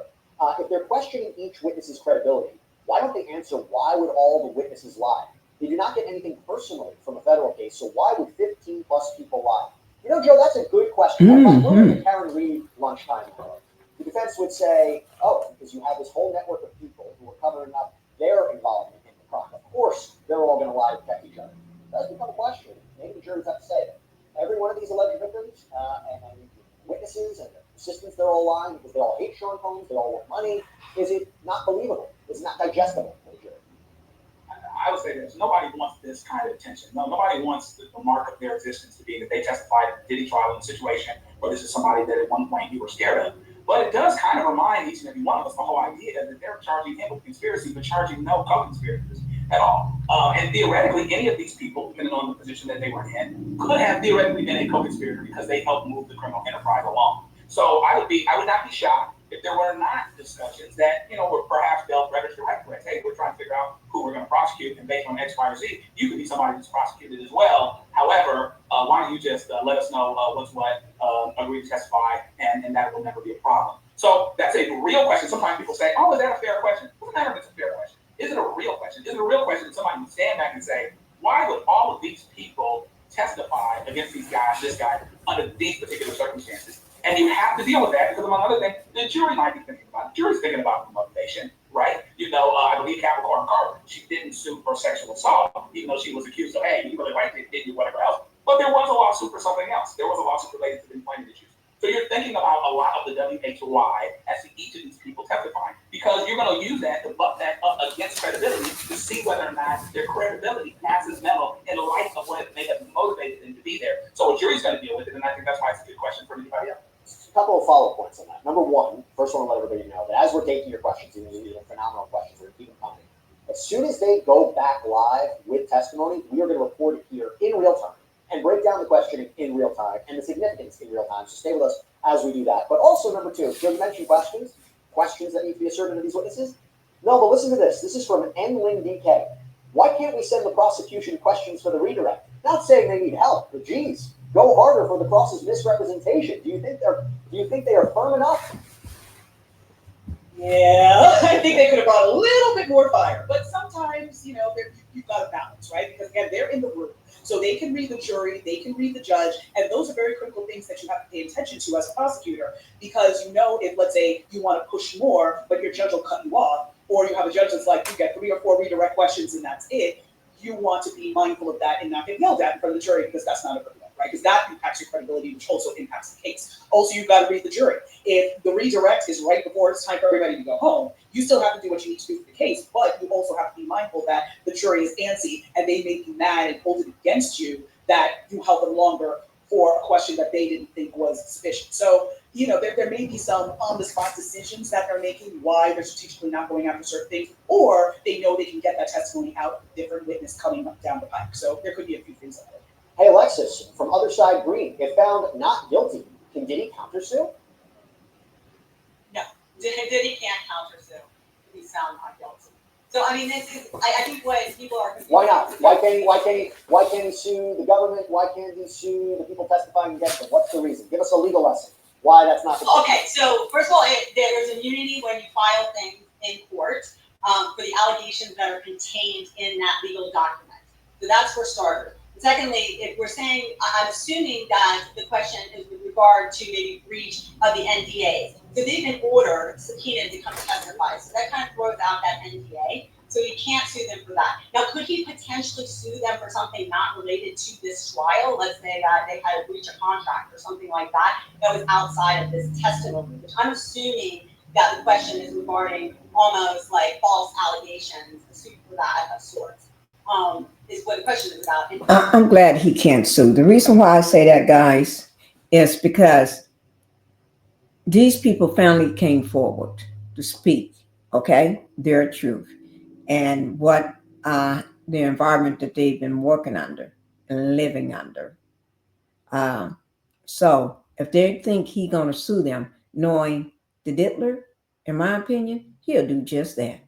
Not that he, think about what he did to Cassie's parents, mom and dad. These people don't have that money to pay him or to give to him, but he knowing that's a way to keep him under control too, he'll sue him so they can grovel back to him to drop the lawsuit. That's just my opinion. They don't need that threat over their head. Not something outside of, let's say, a breach of contract for a separate issue. Okay, got a question here for you, Joe. Rel asks, will the government ask someone to testify if they didn't cooperate with them? It's an interesting question, considering we still have that outstanding question of alleged victim number 3, Gina, whether she can show up to testify or not. Did a whole sidebar on that one. Check it out on YouTube. But what do you think? If the government asked somebody to testify if they didn't cooperate with them? I think it would be very hard in that, if you need somebody to testify, you need them to testify, and therefore you call them as a hostile witness. But I think you'd also be concerned about what they would say, assuming that they couldn't take the fifth, right? Because it's somebody that could be potentially prosecuted or whatever. That already happened with victim number 3, which is Gina. She was subpoenaed. She's supposed to be testifying and everything, allegedly, but she hasn't showed up. She's gone missing. She doesn't return texts. She doesn't return calls. She doesn't return emails. No, nothing. It's like and the fear is that she was already gotten to. Let me see what I wrote down. She was gotten to by the diddler. And I wrote, in my opinion. That's why you don't see her. That's actually I wrote that down. Gina was gotten to by the diddler. Yeah, I say the word diddler. Then I put in my opinion. That's why you don't see her. Because she said first she wanted to be known under a pseudonym. But then as the trial started, as soon as the trial started, then she said she doesn't need, she's going to use her given name. Now, where is she? She's gone. Nobody knows where she's at. She's supposed to testify a long time ago. You're going to draw more detail, honey. And even if these people aren't crazy about the fact that this whole thing is going on, I think they do have a sense as it pertains to their witnesses for what they'll testify to and how they'll build their case based on that. If you fundamentally know that you have a witness that is recalcitrant or is not going to testify, that does not want to testify, does not want to be there, and would testify potentially against your interest, somebody that didn't want to be there to the next level, they have to be very concerned about that because they've only called them if they absolutely positively needed it and couldn't prove their case without them, because ultimately they might end up losing more than they gain by it. And that's why she chose our victim that testifies is very important. And the credibility of one might affect the credibility of another, which is why we're seeing these questions coming in about Mia. By the way, we put a poll up on YouTube. Does Mia continuing to send affectionate messages to Sean affect your belief in her claims of abuse? 30% say yes, 49% say no, and not sure, need more content, 21%. I'm going to get your reaction to that in a minute, Melba, but before we do, I look at it like this here. After this trial, while this trial is going on and after it's over, she doesn't have to send anything. She could have stopped sending them once he was locked up. But you got to remember, still, like some people want you to always talk about how much you love them, how much they did for you. You got to stroke their ego, whether they're a boss or not. Okay, so, but once she showed her face and everything, she doesn't have to worry about doing that no more. She don't have to worry about doing that no more. Whew, thank the Lord for that. All right. Brian Steele is continuing to question Mia. Asks Mia, were you able to review over the break some of your interviews with prosecutors? Yes. And you didn't mention sexual abuse until June 2024. I don't remember the dates. What do you make of that poll, Melba? Well, hopefully that poll is reflected in what the jury is thinking. But you know, again, if you're sitting in the courtroom and you're hearing all these horrors that this witness is testifying to, and she's breaking down and she's weeping, the jurors are able to assess her credibility because they're watching her body language, they're watching how she's testifying, they're watching how she's reacting to the prosecution, how she's reacting to the defense. So I think that this poll might be consistent with what people are saying because they're like, listen, this is somebody who's clearly distraught and clearly has gone through hell. And even if you take everything else out of it, just the type of boss he was and just the type of environment that people worked in, and you heard the same things consistently from whether it be the male personal assistant who came on before, or whether you heard it from Capricorn Clark, and you kept hearing messages of the same thing. So I don't think that it really impacts her credibility, and I think this might be the same as what Joey's saying. So really interesting question has come up. We have a couple of questions about Gina, alleged victim number 3, and there was a whole back and forth. I think it was 2 weeks ago when Margaret Nicola, one of the defense attorneys, said she's not coming into the case. There's a whole that comes after that she had her attorney going to be contacted. Prosecution still suggests that she's a part of the case. So we had a question from Soldier Boy. How many witnesses are left to testify? Any updates on witness number 3? I don't believe we had any. Soldier Boy. Number 3, and remember, we think this is an 8-week trial. Did he just say Soldier Boy?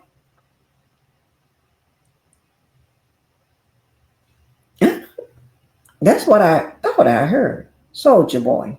So we're a week before, we're like halfway there. But here's a question I'll throw to you, Alexis. This is from Jeannie Forever. Can or should they bring Gina's podcast interview as evidence? And just to give a little bit of context here, I believe what they're referring to is that Gina, this is based on reporting from the New York Times, Gina, if we believe she's alleged victim number 3, sat down for an interview in 2019 for a YouTube show called Unwind with Tasha K, claimed that Combs physically abused her, stomped her, punched her, very similar to what Sandra Ventura had testified to, that she was forced to have abortions, that she had texts, notes posts to corroborate her account. If that's what they're referring to, and she doesn't testify, do they bring it in? Can they bring it in, Alexis, or no? They'd have to have somebody present to be able to present it. And I don't know, like, if you're saying that they just came across this in another media source, there are ways to bring that in if they need. I'm just not so sure if they want to go that route. It sounds like they already have a lot of witnesses that are pretty much, unfortunately, testifying to the exact same systematic abuse that they sustained.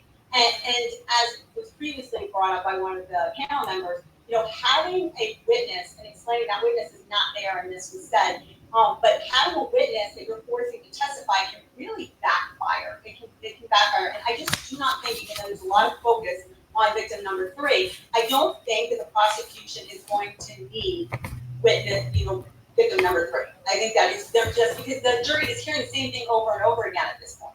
Okay, we have an update from court. Brian still asks Mia, did you give all your materials to the government? Answer, I gave them to my lawyer. They gave them to the government. And then look at this one. Not exactly sure what it is. We'll find out. Question for you, Melba. This is from Anthony Rosado. Did the feds use RICO to go after Diddy's income? It would make sense to indict him on domestic violence and drug-related charges, but seems like they want his money also. Mm-hmm. I'm not getting that vibe, but maybe I'm missing something. But to me, this seems very much focused on the whole sex trafficking, the free calls. That seems to be the main avenue here. I don't know that there's any allegations that he's getting his money through illicit means. Again, it's pretty well documented that he's got Bad Boy Productions. He's got all these albums that he's released and all of that. He's produced a bunch of people, so money's coming from that. So I don't know that there's a real nexus between his income and illegal activity. But what we are seeing a clear nexus of is his use of his influence and his companies to bully Cassie, to bully other members of staff, to harm other members of staff, things like that. The question is, does that rise to the level of sex trafficking as one of the charges, as well as RICO and, of course, prostitution? So I don't see a money angle here. I'll give you another question. Okay, let me give you a different one. This is from RSS. Considering the violent nature of Combs' crimes, can victims possibly utilize the witness protection programs, or is it too hard due to fate? That's interesting questions, right? Yeah, and I think, for instance, I think the feds have more of that ability to give people witness protection, again, because they have more money and they can obviously relocate people to different states. In the instance of Mia, now remember, we haven't seen her face. So if she needed witness protection, she could probably pretty easily be made available to that. Mm-hmm. But also there has to be a realistic threat. So were there threats on some of the witnesses that had been listed to testify? Did they receive, random emails or a random package at their doorstep saying don't testify? So there has to be, again, some nexus between an actual threat and the need for relocation. They don't just necessarily, you testified in this trial, therefore we're going to give you witness relocation. There has to be some active threat. No, but you mentioned something interesting. And we have a question for Joe from Tia215 Aisha. Jesse, why is Mia's face out in the media? So look, what happened? I mean, it came out last week, seems to have come up again today. There is apparently this video of Mia where she's wishing Combs a happy birthday. It's being used in evidence. I talked about it with Elizabeth that it was first. There was objections to coming into evidence, came out evidence. It looks like it's circulating on social media. I'm not entirely sure who's... Remember, I brought that up earlier during the live. There's a video. Her face or her name and everything has been shown on social media. So although she's supposed to be kept private, her name and her face and everything kept under protection and private. But, I think somebody, like I said, I think it was it last night or this morning that I mentioned that, I don't know, I think that was last night. But anyway, her information is supposed to be kept private, and I think it's somebody in the courtroom, just in my opinion, probably leaked that information. Just my opinion.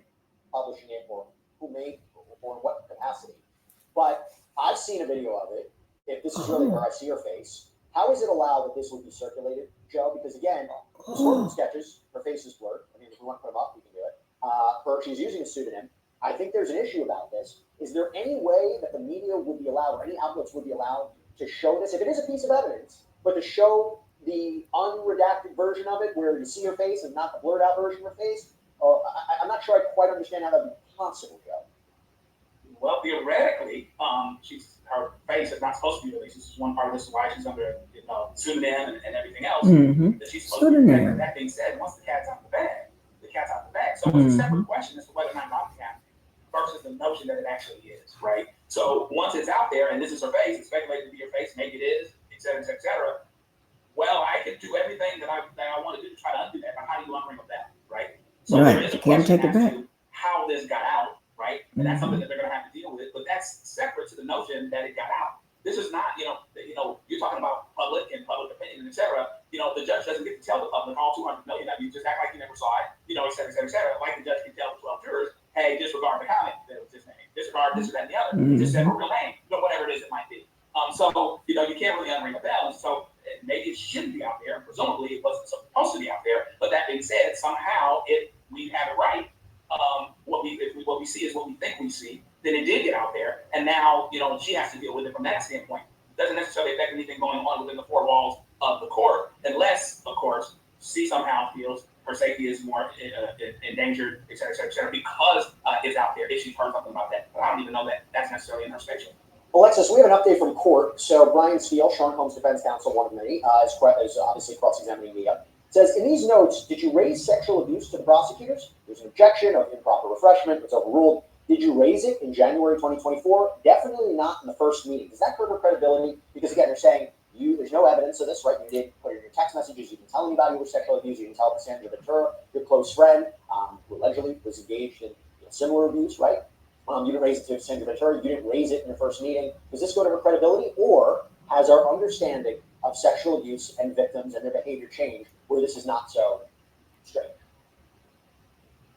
Under the circumstances, Jesse, I think at that point in interviews and stuff, that maybe in the first interview, it would be reasonable that would have been raised. Because I think that her not putting it in her notes, her behavior with regard to the videos and the text message to Diddy, I think those go along with someone that had been battered or sexually assaulted. That doesn't really, but why she didn't raise it up later when all these allegations were already flying around, it does raise a little question to me. The fact that she filed just for the employment issues in the civil case, that doesn't cause me as much concern because, an attorney would probably say to her, that's going to be easier because really keeping the documents for employment issues is on the employer and not on her. So I understand that strategy, but this, I think the jury's going to say, well, why is it now you're raising it up? And we can understand why you were continuing communication with it. But now, why don't we have this? It's cumulative. It really is cumulative. I said it before. Let me tweak it a little bit. Do I think that the prosecution is making out a case of RICO? Sure. But to add to what you're saying, this is not a clean prosecution. This is not a straightforward case. Aside from the fact, Melba, you mentioned, I'm going to throw a question to you that kind of answers this. So complicated, like sex trafficking, racketeering. It's not like you have a shadowy organization of kidnapping girls from another country, shipping them out to clients. This isn't Taken, where you can easily understand what it's about. It's weird. It's weird. Aside from meeting all the elements of racketeering and sex trafficking, which is tough to prove, it's these kinds of things with the alleged victims and the Cassie Ventura messages and allegedly setting up free calls that don't make it a clean prosecution. And why the prosecution needed to bring in forensic psychologist Dr. Dawn Hughes to explain to the jury why alleged victims engaged in behavior that would look inconsistent with their claims. But this is an important question. This is from Yvonne Romero. I'm going to throw it to you, Melvin.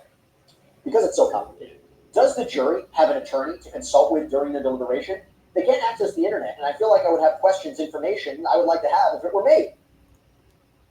Yeah, that would be, well, that's interesting. I don't know if that would be a good or a bad thing if it happened in reality. But no, the jury does not have an attorney to be able to consult with. What happens is at the end of the case, you listen to both sides, closing arguments, and then the judge gives jury instructions. You're able to take the jury instructions back into the jury room with you to deliberate, and it sets forth all the different elements of all the charges that are involved. And then you go based on your recollection, based on your notes, and you debate back and forth from there. If you have questions, it's mostly questions about the evidence. They can't get into anything like, oh, explain the law on this more or anything like that. That's what the jury instructions are supposed to be for. They're supposed to be clear enough that people can just take them, read them, and then compare that based on the evidence that they heard and their recollections from the court. They can have certain aspects of the testimony read back to them, because obviously you may not remember what was said in week 1 and it's now week 4 or week 5 that you're doing deliberations. But no, you don't have an attorney that you can ask questions to or anything like that. You got to pay attention to those jury instructions. Very, very important in this case. Closing arguments are going to be very, very important in this case to really summarize everything, fit it up or not fit it up to the elements of each crime. Okay, update for you. In court, Mia says, I don't remember each specific meeting, but I definitely didn't raise it in the first meeting, again, regarding her allegations of sexual abuse. And then she said, and Brian Steele asked, and in this next document that you just reviewed, the judge says, just ask her if her recollection is refreshed. And Mia says, no, not the specifics. And then we have a poll up. Should the 2013 birthday video showing Mia raising Combs have been allowed as courtroom evidence? Yes, 43% gives context to the relationship. 57% no, irrelevant to the abuse claim. Very, very interesting. Also, further update from court. Brian Steele asks Mia, you never mentioned sexual abuse until you hired lawyer Sean Crowley. I have no idea when I first mentioned it, except that it was after I had representation. You intend to sue Mr. Combs for compensation. You want money? Mia says no. Joe, that raises an interesting point. When Sandra Ventura took the stand and she was questioned about her lawsuit, I was of the opinion, I don't think that really goes against her credibility, because she had filed a lawsuit and settled with Sean Combs and then cooperated with the government. Like, what would she have to gain by cooperating with the government now if she didn't have this ongoing lawsuit? And they make the argument, oh, a guilty verdict would definitely help you. She already had her secrets. Why would she cooperate with the government, put her testimony in play, have to share these details with the jury and the courtroom and for the world at large? But when you deal with this and you deal with Mia and potential, and financial motivations, is it different? Is it different, Joe? Yeah, that is an interesting question, right? To your point, Cassie could have been great going off into the sunset and going on living her life because she got her case settled within 24 hours after filing the case, and so therefore, to your point, her case is over. She doesn't have a case to bolster, or to make better by her testimony. On the other hand, Mia, someone else, that would testify if there was sexual assault, may be better off. Now, that being said, the other side to it is that you consider the standards of proof. Puffy could get off in this case. Diddy could get off in this case because he has to be proven guilty beyond reasonable doubt. He'll still be very much on the dole for paying in many of these 80 or so civil cases because it just needs to be more likely than not. I mean, if I'm stepping back and I'm just talking about the potential for sexual assault, that's a little bit more likely, just like domestic violence, which we already know is there, as opposed to him running a criminal enterprise. So I think the answer to that is being ranked here. The answer to that notion is that, okay, you're better off for proving this case. Yeah, for sure. But, she's not a whole lot worse off if the case isn't proven because the nature of the beast is so different in civil court versus criminal court. So I don't know that she put herself through that for just this reason because, in all likelihood, if she has a case, it doesn't necessarily go away just because they don't convict you. Got another update from court. Brian Steele asks Mia, who have you worked for since? Mia responds, Madonna. For how long? 8 months from April 2019. When you did that, did Mr. Combs assist you in getting that job? Absolutely not. Okay, Alexis, we have a question for you. This is from Legs 7K. Hi, Jesse and guests. A question for Alexis. What's your take on the defense questioning on week 4? Have they taken the gloves off, so to speak? On week 4, well, I think the defense had taken the gloves off before. I think that we might be confusing that on cross. On cross, a lot of times it's going to come across as taking the gloves off because your job as a defense attorney is really to break down the testimony that they had on direct, and sometimes that comes across really harsh. Now, as a defense attorney, you can soft serve it, I call it, where you kind of take, like had been mentioned before, where somebody will say, hi, how are you? And they take the friend approach. That's not Brian Steele's approach pretty much ever. So I do think that they are coming at this with this, but I think they have to come at her hard. Yeah, they have no choice. And by the way, this goes to something else. Turn the jury off. Well, I wonder if the defense will say, or just something for everybody to think about. Imagine for a moment, Sean Combs is completely innocent of every single allegation. And they are saying, you have people falsely accusing him. You have the government falsely accusing him, right? These people are going after him. Of course, we are going to question her very, very strongly. While we believe our client is completely innocent of all this, how would you expect us to question the person that's ruining his life? That's another way to look at it. I don't know if they'll say that, but just something to think about. Okay, I have an update. Melba, I'm going to throw this to you. So Brian Steele says to Mia, so you were not blacklisted? No. No retribution? He took away the TV show, the credit I was promised. You told the jury you were surprised you were let go, right? I did. You were let go for drinking? No. Why is this so important to get to this idea? She was whether let or go. not she was retaliated against, or whether or not Sean Combs could use his power to blacklist her in the industry. Why is this so important for this case and this line of questioning, Albert? So there are a few things to unpack here. First off, I think that Brian Steele is trying to go after her credibility in terms of drinking. So when he's talking about, do you think that it could have been consensual intercourse that you had with Diddy, not non-consensual? He's basically trying to put the image in the jury's minds that, well, she was drunk and she drinks all the time. So of course she doesn't remember whether or not she consented, and she could be making all this up because she's a messy alcoholic. That's the argument I think that he's trying to set up. And then he's also trying to minimize the amount of power that Diddy has in the industry. So in other words, everyone is saying, oh my gosh, I was afraid of being blacklisted. I was afraid of all these things. I was afraid he was going to destroy my career. But in fact, none of those things happened. So was that really their perception? Are they just saying that now to kind of explain their actions? So they're trying to make him not seem as Machiavellian, like he had control over everything and everyone in the industry. Like, no, they can go get other jobs. They can do other things. They were just fine. They chose to stay. So it's going at credibility, it's going at reality, and also in a way trying to basically bring Diddy down a peg that he's not this Machiavellian evil character. He's just, much to your point, Jesse, he's just an average guy who, yeah, he had some bad relationships, but, he's not a trafficker and he's not a kingpin.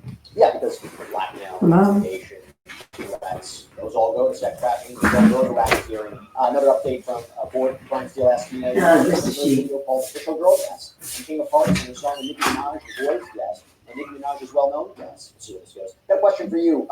We're talking a little bit more, taking your questions right now in real time. I got a question for Joe about this. This is from Etcha Palante. Joe, is it possible that witnesses could be called to testify to substantiate how Diddy's relationship with Kim Porter potentially mirrored what happened with Cassie and other victims? I guess theoretically so. The first thing that I would say, though, is amongst the parties, they should already know who's being called to testify, unless you need to call someone as a rebuttal witness, right? The second thing is that, all condolences to Kim Porter, but I don't know that you really want to focus on someone that's no longer here.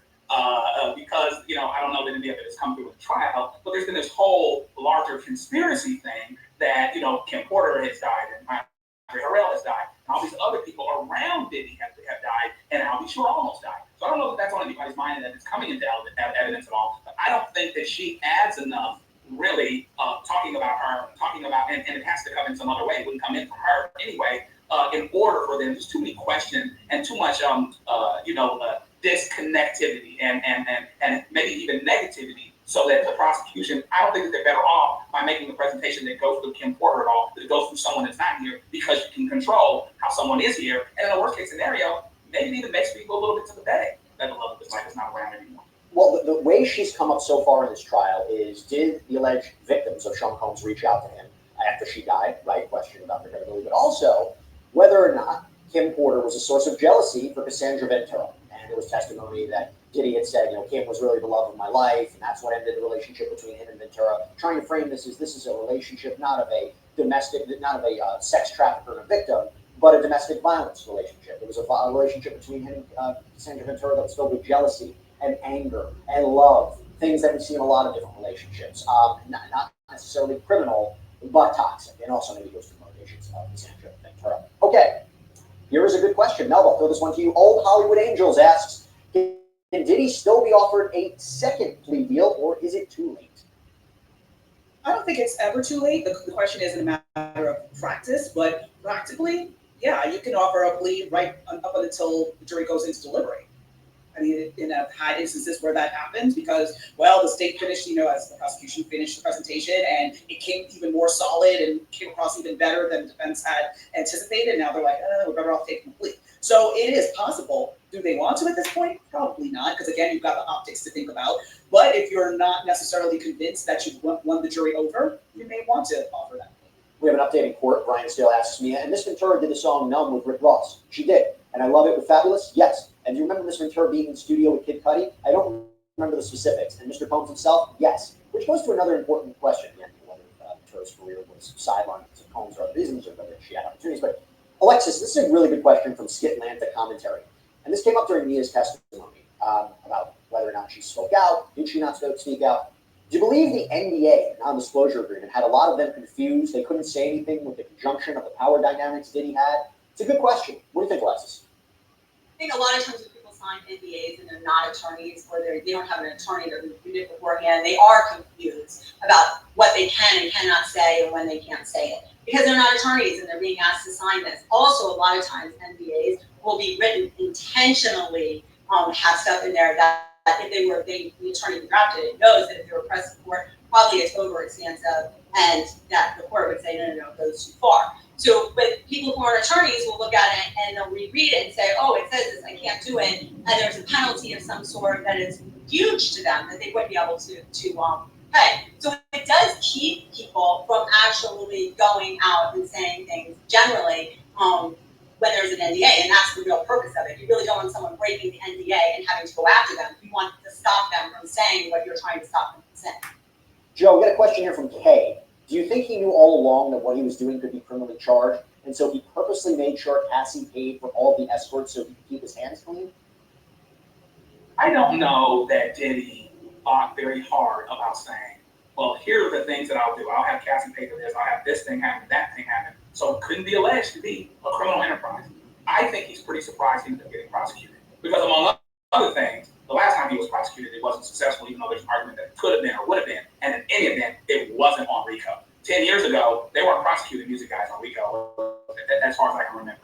And so I think he's surprised on some level. I think that there is some level of invisibility, which is why some of the things that were done relatively in the open. And he thought he could, get to hotel managers and get to assistants and people to keep things from getting out. So I don't think that he looked to and around the corner and said, I will do thing X, Y, or Z to keep from having a racketeering charge brought against me. Because among other things, I think he believed it was his town. New York loved him. People loved him. He knew everybody, from the president on down. And so I think this has got to be a surprise to him on some level. Or at any event, he did not believe that anything would happen to him that he could not handle. He got the key to the city. But not even that. I think yes, he did. He legitimately believed he was going to make bail. I think that's why he surrendered himself to New York. I think he was shocked he didn't make bail. If he had made bail, I think this case would have been pushed years down the road. He would have tried every which way, house arrest, because but one reason I'd be rushing trials is he doesn't want to spend one more minute behind bars. Okay, this is a great question. I don't know if it's. That's exactly what I think, guys. He did not think, because remember, he went to New York to turn himself in that week, and you saw him that he was arrested September the 16th. That was on a Monday, but he had went to New York to turn himself in, and he did not think they was going to come and get him before he turns himself in with his attorney. And so when they arrested him at his hotel, he didn't think, oh, well, if they do, I'm going to get out. He had everything all lined up. He's just going to make bail and be out that same night. Didn't happen, because when he was arrested, it was still daytime. It was still daytime. He thought that night he'll be out because he got everything already lined up. No, it didn't happen. When I say lined up, the passports, the money, the $50 million, the money, the passports of all the females in the front of family, not his. I mean, not his boys. His passport and all the females, but not the boys in the family. No, can't get their passport up. And mama's house, condo, should I say? Yeah, penthouse, whatever you want to call it, condo. Yeah, everything, and it paid off his mortgage on his current. I think it was his current home. I don't know why it was a mortgage on it, but anyway, he was ready. And then when they told him no, the next day, oh no, you're gonna get it. Turned down by a second different judge. No, because he was afraid of his. He can get to the jurors. Get to the victims. He can flight risk, because you can fly anywhere you want to.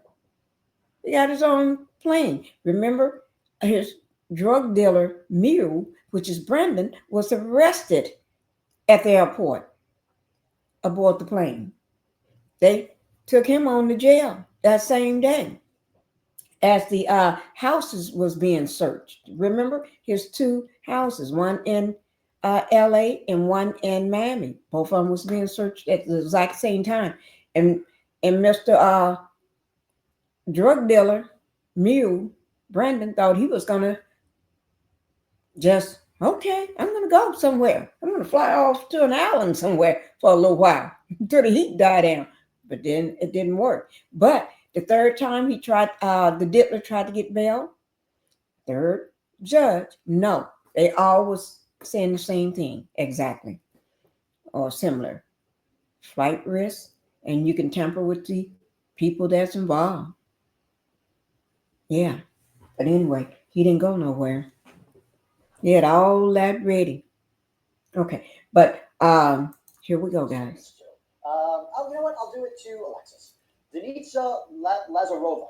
When constantly attacked during cross, aren't witnesses saying why they kept working for P. Diddy and kept sending him sweet texts throughout? Same thing. The psychology behind it is so obvious. Why the constant attack? Well, they're trying to discredit what's being said. The defense is trying to say that it was not said, that it doesn't make logical sense. If somebody was scared and they've been threatened and they had, that they've been overworked and forced labor and all of these really bad things, then why would you go and send years later? Because we're talking years later with Mia. Why would you go and send this video or these text messages? And I think for some jurors, they're hoping the defense is they're going to ask that question, even though the psychology may be clear to individual asking the question and have testimony about it. It's not so clear cut. That's the problem with this case, like mentioned before. Yeah. They're saying this is relationship. Usually when you have kidnapping and human trafficking and forced labor, relationships, and we don't have long-term relationships, it's maybe like an isolated event situation. Update from court. Sean Combs' defense counsel, Brian Steele, says the TV show you mentioned, what was it to be about? By the way, this is what I believe she had said that Combs basically derailed for her. My experience. How a person from a small town dealt with a person such as Mr. Combs? A comedic version. Okay, this is for you, Melba. This is from LL. Can a court restrict courtroom access if someone keeps exposing the identity of a protected or anonymous witness?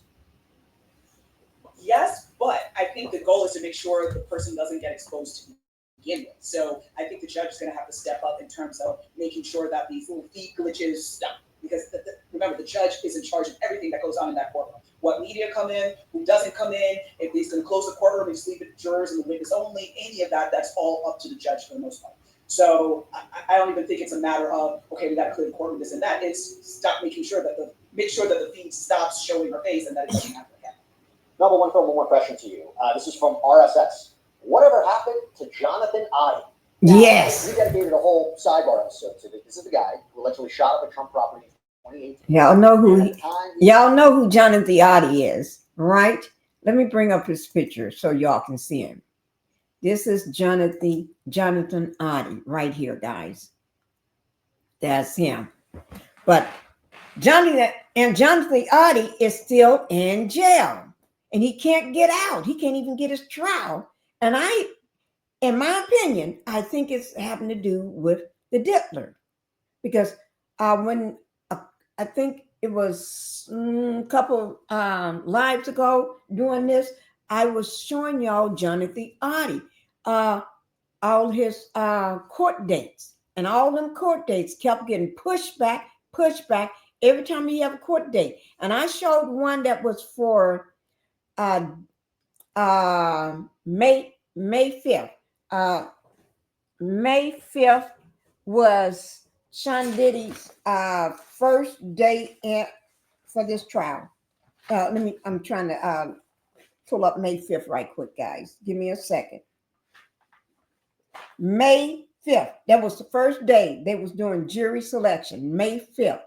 Jonathan Oddie so been in court, but that was canceled again and pushed back. So I was showing all those dates of all his court dates. It was canceled and pushed back every month. This man been in jail for 4 years now. He can't even get out. And I think it's have something allegedly, in my opinion, to do with the Diddy holding him there. Got somebody keep pushing that date back. Just my opinion. Okay, let me take him down. This is Jonathan Oddie. His what he said 4 years ago matched everything that Cassie said, word by word. In my opinion, he corroborates her testimony. He corroborates a lot of the other witnesses' testimonies. Yes, he does. Oh my God. Who was interviewed by authorities, he said out of nowhere that he's a sex slave of Sean Combs and Cassie, that he signed a $5 million settlement. At the time, everybody was like, wait, what? What are you talking about? Years later, even at this trial, he comes up, essentially, Ventura testified about him being one of the people that engaged in these freak-offs, and whether or not he was connected to footage that he might have had that he was going to release. Bottom line was, I think people look at it, he also dedicated another sidebar to it, that a lot of what he said might have been backed up. There was even reporting from the Daily Mail a couple weeks ago that there was a photograph of a signature page of a settlement agreement that might have been signed by Sean Combs, where he was paid $5 million. And you look at some of the receipts. Y'all gonna have to go back and watch my that video that got him in it. I can't remember the exact date I did it. It was since this trial been going on. Go back and watch that date. I showed that. Go back and watch it. If you want to see his trial dates and all that and everything else. And I think I showed the NDA. I think it was the NDA on there as well. Oh, yeah, he did get paid $5 million to keep quiet, to settle, because he did get an attorney. Yeah, because allegedly he got an attorney because he said he got a disease from having those, be involved in that freak off. Yeah. They settled him with him quick. Think about it. Oh, something up to that. You get paid $5 million and then you have to sign the NDA. Yeah. Think about it. Some truth involved in what this man is saying. Spending money, Jonathan So a lot of what he said arguably was corroborated. What do you think happened to Jonathan Oddie? You think he's going to play a role in this case as we go forward? You think we're going to get testimony? I don't from think Jonathan so. Oddie, Melba? Yeah, I don't think we'll be hearing from him. Mm-mm. First off, he has pending criminal charges, to the best of my knowledge. I don't think that's fully been resolved. So now that's a credibility issue. So you're going to put somebody. Why was it fully not resolved? It's been 4 years. Like I said, the man just been sitting in jail. He's a petty. He's just a nobody. I'm saying that he's a nobody, but you know what I mean. Compared to anybody else with those charges, they have been settled that stuff. He had been already went to trial, done his time. Right now, he had already done his time, but he's not getting out because looks like to me, they got something to do with it. They got something to do with it. Let me just take this call. Give me 1 second, guys. Give me 1 second.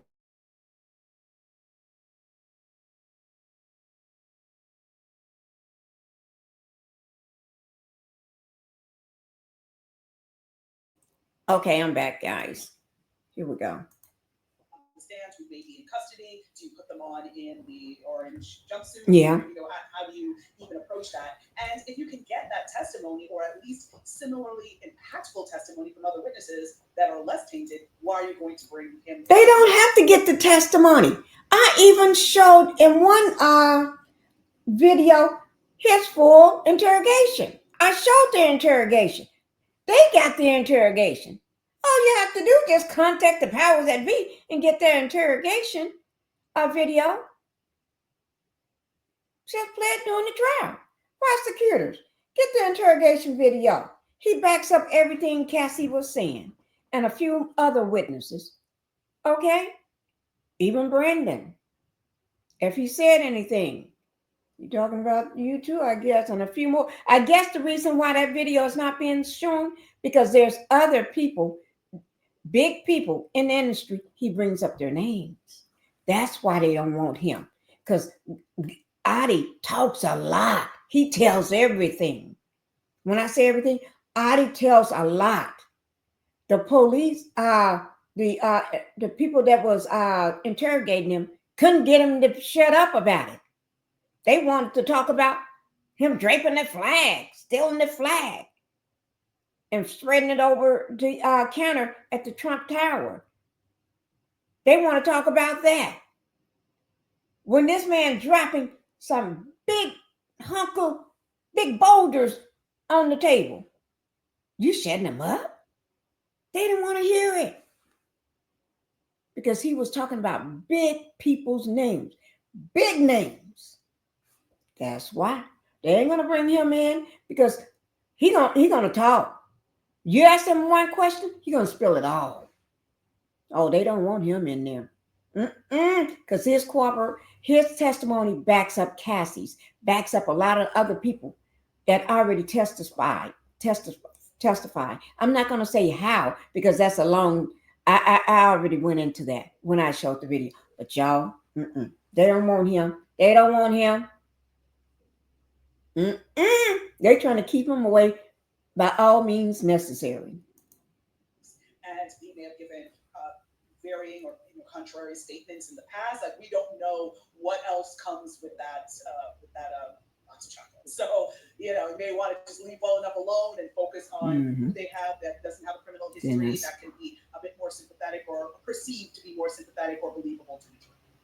Oh, he will be believable. Testified, and you wonder how beneficial they are to the overall case. I mean, Sheree Hayes, the Punisher, said everything I observed, everything looked consensual. I never saw any kind of discomfort. And I think you wonder whether or not he was just there to testify, hey, freak-offs actually happen. I mean, the prosecution has to prove that they happen, right? So he might have been beneficial there, maybe not beneficial in the overall case about a lack of consent. So this is interesting. We have an update from about what's going on in court. Brian Steele asks, what other films do you work on? Mia said, Dope, Lawless, Undefeated. You enjoyed the projects? Yes. And you call the people a second family? We all called it that. Combs says, you thought Mr. Combs was a genius at the time. You wanted to continue to work with Mr. Combs, right? I wanted to continue following my dream. What do you think the jury is taking away from that back and forth, Joe? There's a question. I mean, the defense is really hammering on her that there's just entirely too much of a love fest going on. including after she's not working with me. And this lends to that, right?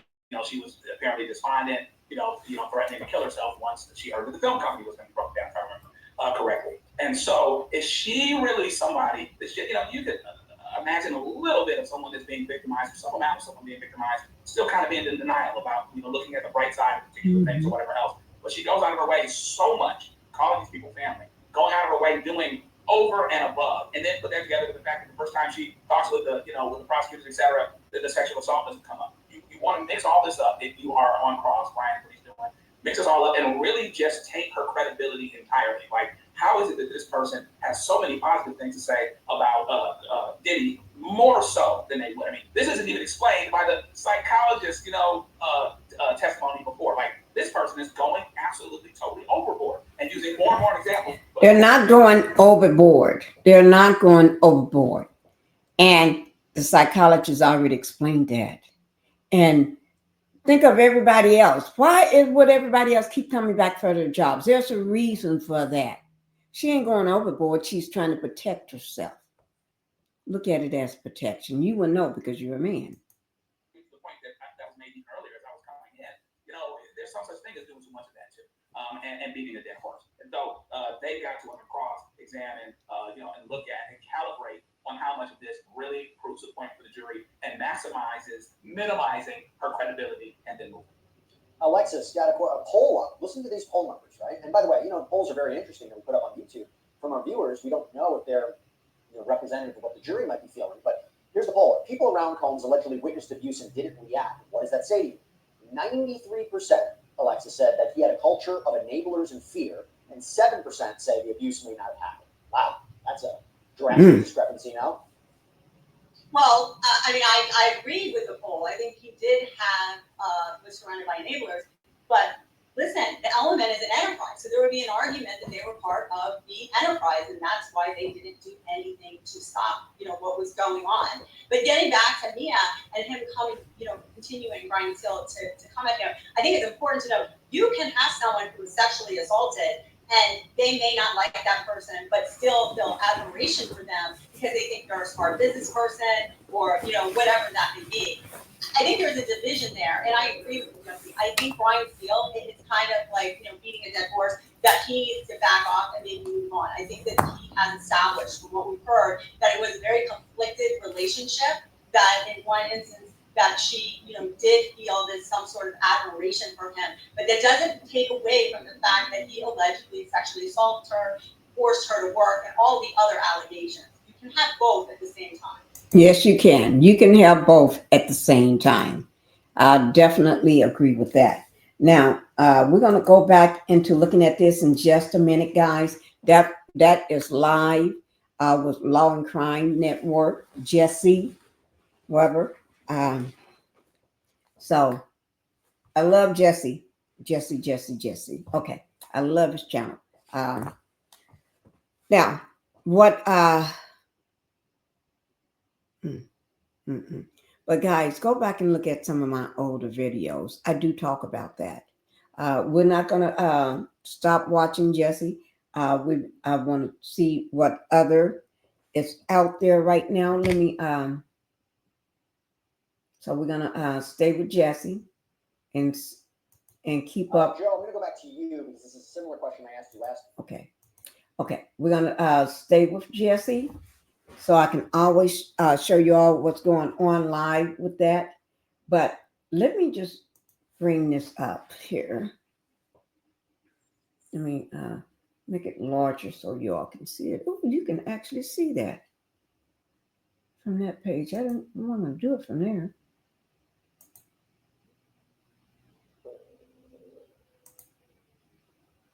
Okay.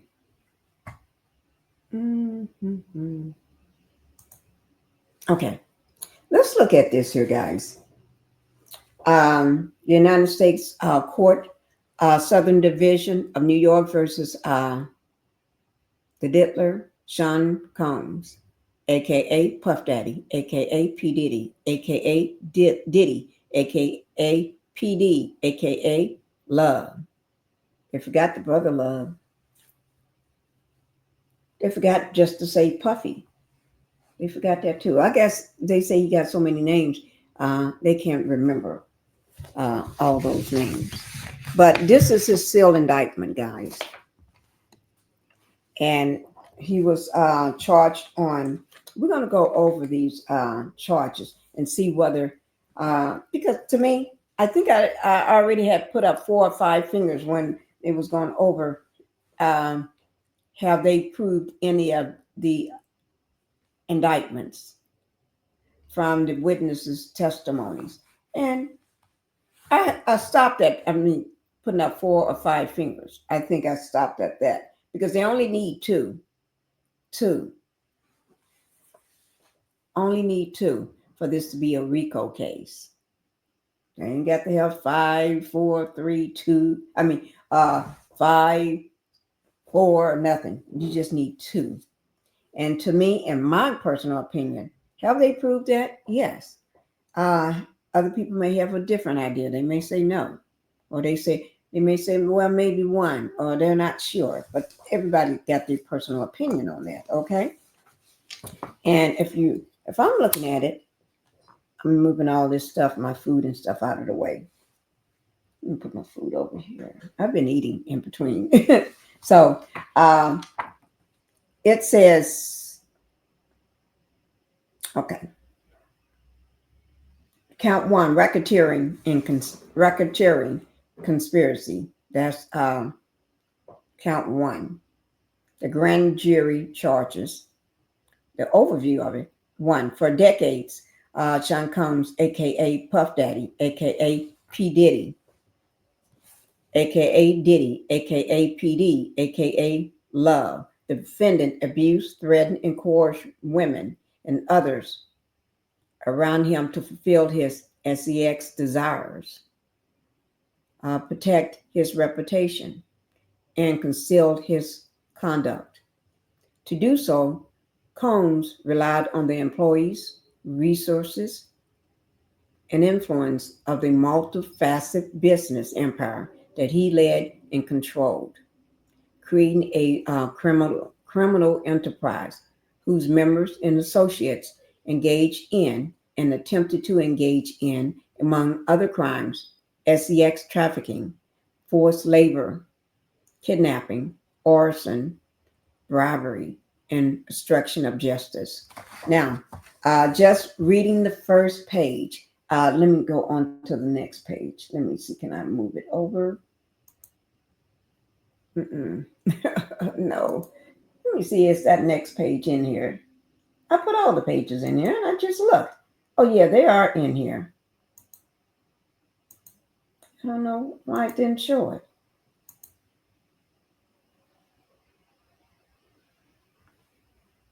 Ain't that about it? Ain't that about it? Ain't that about it? I'll tell you what I'm going to do.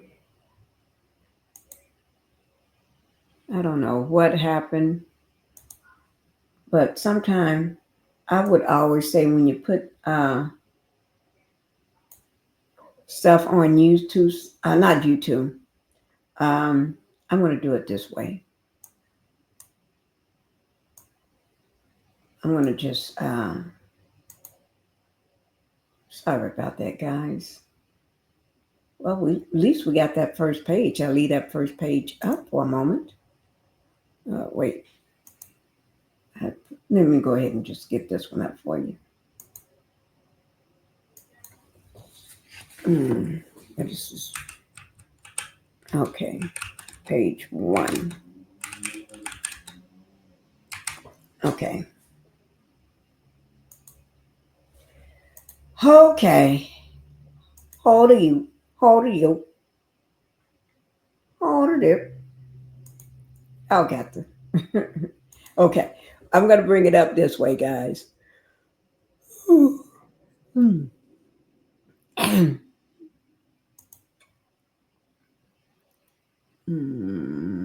I just dropped it in here. Where did I just put that page? Oh, I'm looking in the wrong file. I'm sorry about that, guys. Here it is. Sorry about that. Put it in the wrong place. I'm just stop sharing that and just do this. Okay. Let me get myself over to the side. It's blocking me. I made it big, didn't I? Okay. Okay. So if you look at the first page, where it say criminal enterprise, multifaceted business empire. Okay. Now they're doing it under the RICO, and they need to prove two of these things. Racketeering. That's one. Oh, I got it. Well, let me pull it up this way. Is it here? I normally keep that page up. Let me just see.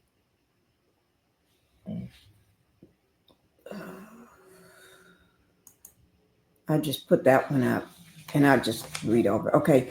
One, racketeering charge. Let me read number 2. Count 2.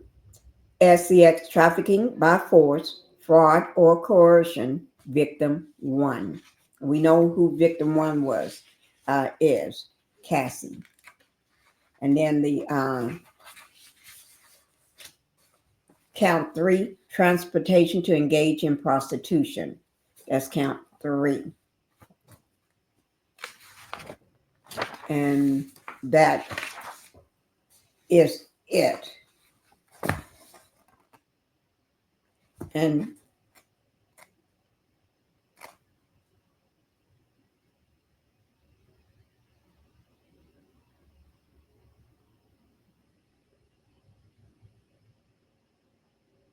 okay. Oh, I'm just reading the back page. Okay, guys.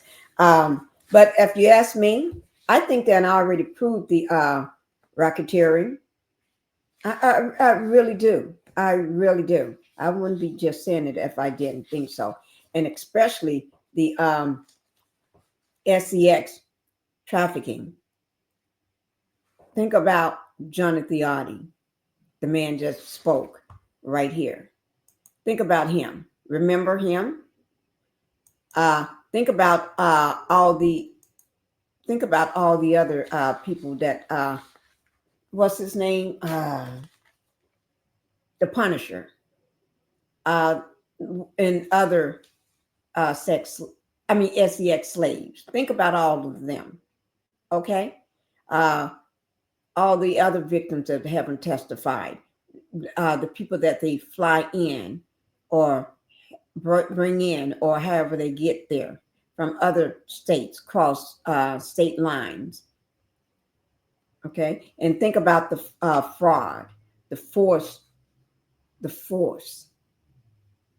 A lot of people don't want to be there. And I can understand the SEX slaves. They're doing a job. Okay? But then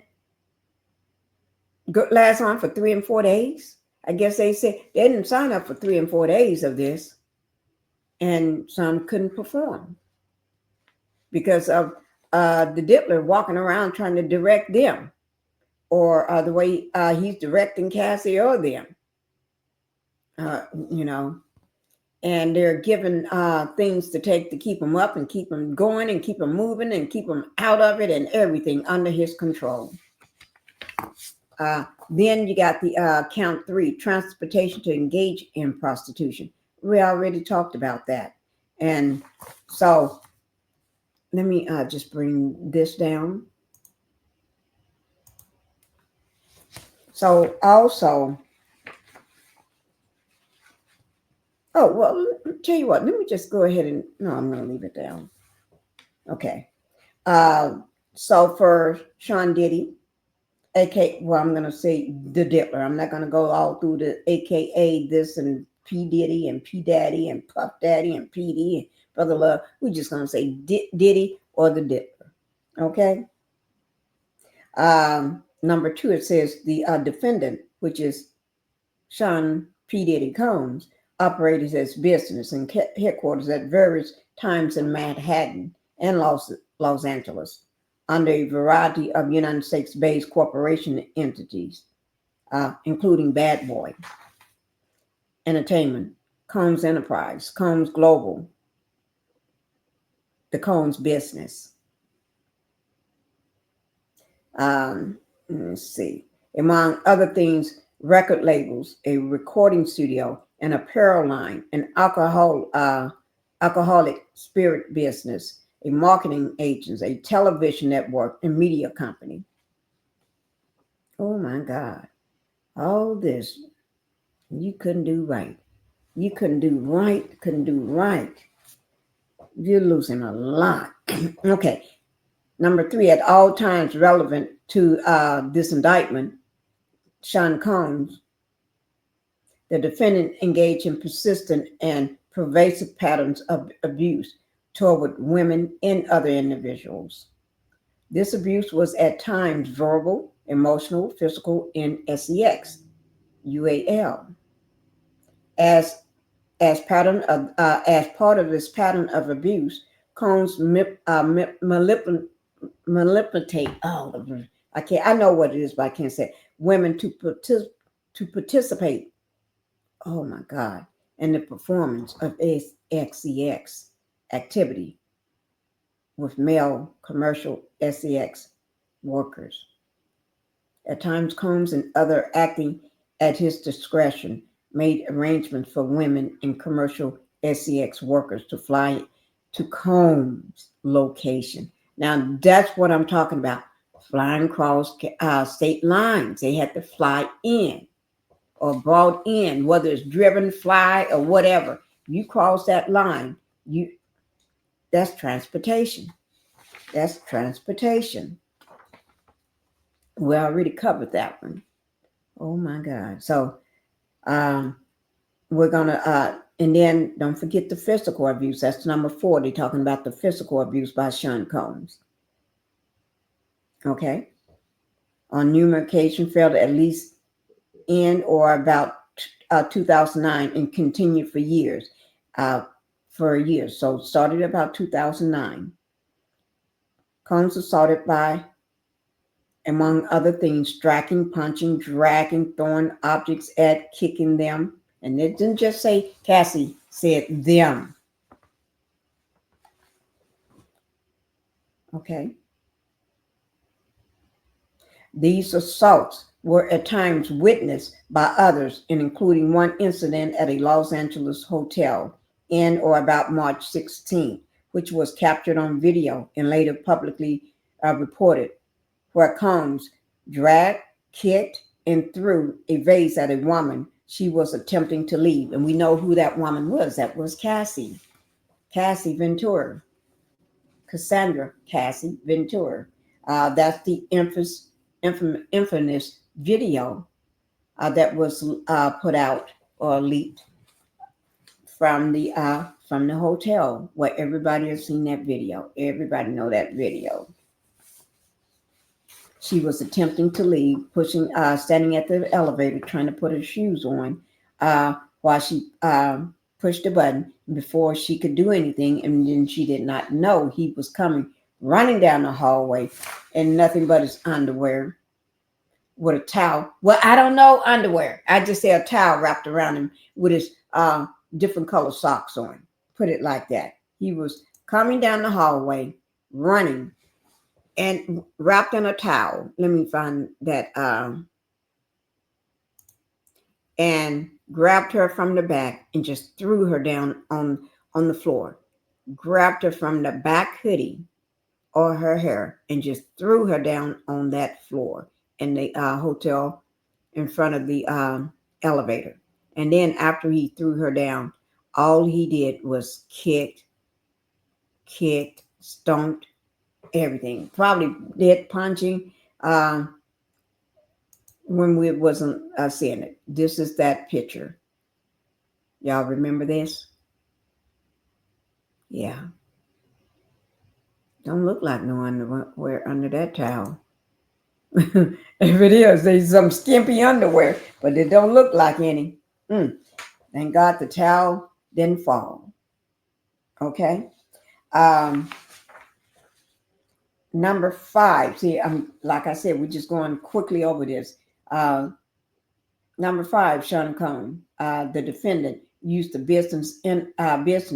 Combs business, including certain employees, to carry out and cover up his abuse in commercial sex. Those employees, including security staff, household staff, personal assistants, and highly ranking supervisors and other close associates of Combs.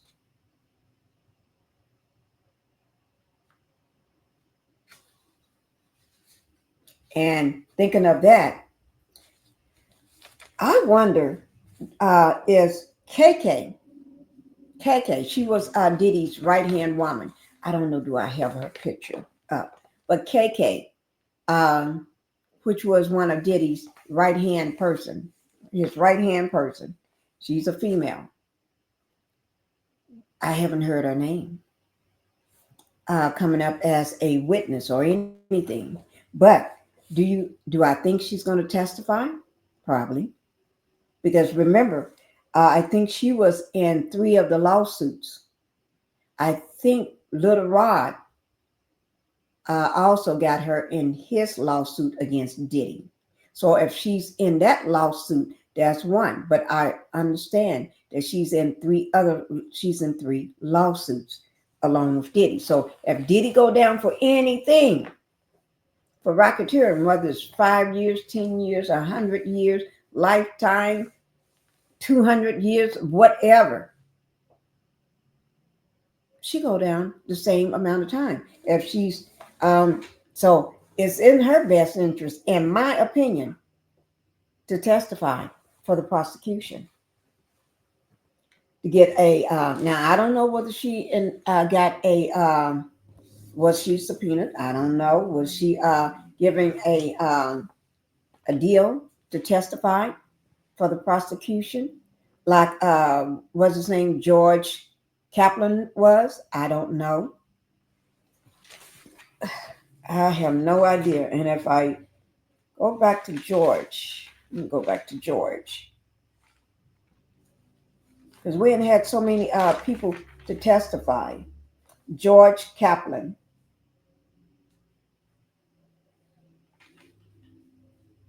Okay. George Kaplan said he got his right in the court when he came into the court. Oh my God, the way he came in there. Ooh. Okay. So whether KK got a deal or not, I don't know. To testify, I don't know. But she worked for him for years. I think it was maybe 8 years or more or something like that. And she was one of the last people to stick around. She was sticking around because, things happen. Let me see. Give me 1 second, guys, to check this.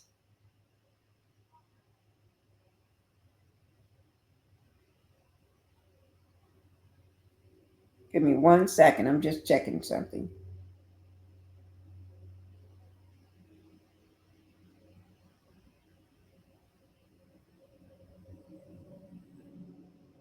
Okay.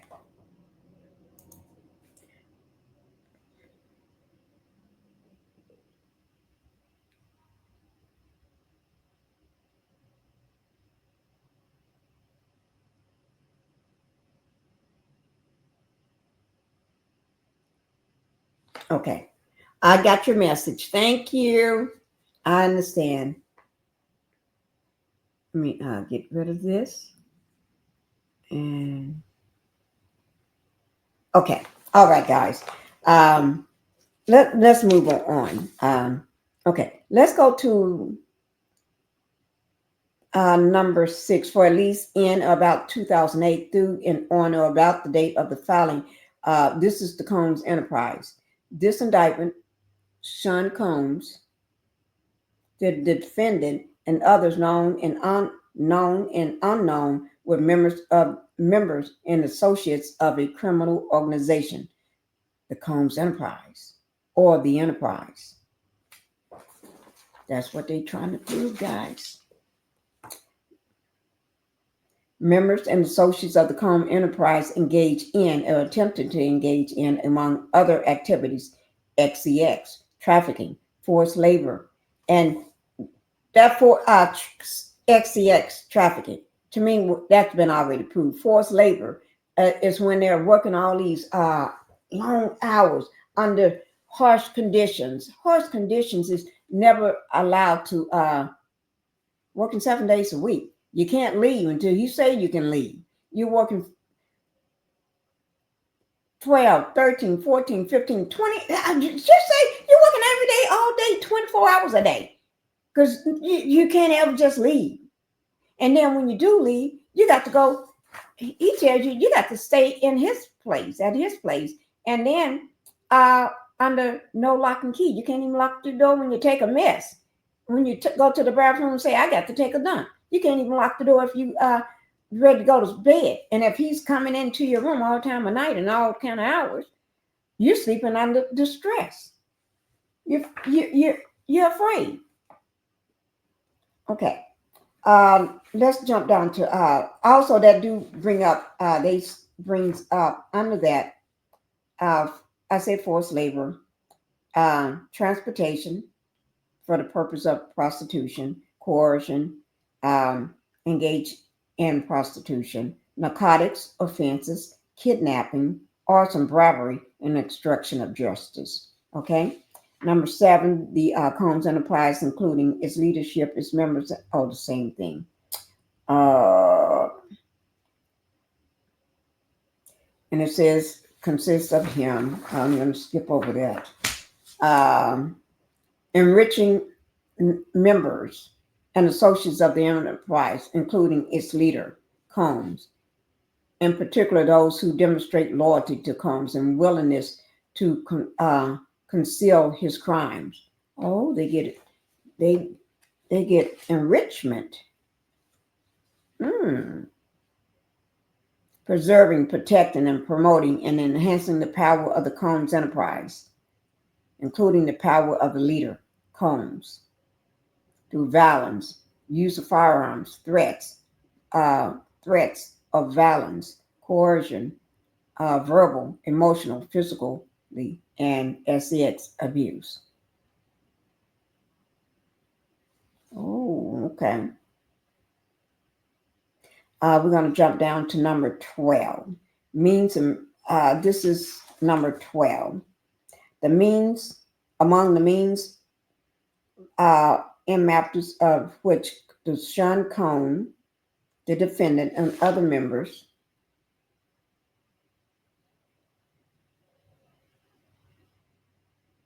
participate and conduct other affairs of the Combs enterprise, including the following. Okay, we'll go through some of them. Combs and other members associated with the Combs enterprise. Skip down. Power and procedure of the Combs role at Combs' business to intimidate, threaten, lure female victims into Combs' orbit, often under the pretense of a romantic relationship. Oh, yes. Yes. That's, I would say, that is the way he got all the women. Cassie, under pretension that she'll get a record deal and become a music a singer in the music industry. Gina, and then the things that he did to Gina, to all the women. Oh my God. And all the women, all of his, I'm not going to even say it. I'm not even going there. But anyway, in a romantic relationship, Combs then forced and threatened, of course, them to cause victims to engage in extended sex acts with male commercial workers, freak-offs. So this is the word freak-offs finally being mentioned. Freak-offs. Freak-offs was elaborate and produced sex performances that Combs arranged and directed. Oh my. He arranged it, but he want to be a director. His new title is director. Oh, masturbate doing, and often you have that line electronically recorded. You record everything. And arranging these free calls comes with the assistance of members and associates of the Comb Enterprise. And everybody, if you say you got to take part in getting this stuff done, set up, you got to take part. Whether you know to yourself this is wrong, you still got to take part. That's that force. Threat. You got to take part. I'm going to go on, skip this. Oh, let me just say this part. After freak offs, Combs and the victims typically receive IV fluids to recover from the physical exertion and drug use. Yeah, that's that. Number under 12, number A, at the bottom of A, the last sentence on A. Yes. And let me just say this under B, 12B, it said members and associates of Comb Enterprise, including high-ranking supervisors, security staff, and household staff, personal staff, and other Combs business employees. That includes KK. KK, they talking about you on that, girl. What you gonna do? What you gonna do when they come for you, bad girl, bad girl? What you gonna do? What you gonna do, KK, when they come from you? Okay. But anyway, so, and then they got, during the searches of Combs residents in Miami and Florida, Miami, Florida, and Los Angeles. I don't know why I'm putting them separately. Miami, Florida, and Los Angeles, California. Law enforcement seized various freak-off supplies, including narcotics and more than 1,000 bottles of baby oil and lubricant. They're talking about this stuff here. See this stuff here? That's what they're talking about. Okay? This is baby oil, but not one of his. This is baby oil. That's for my baby. We got a real live baby here. Not a grown man trying to do the baby oil. We got a real baby. Okay? But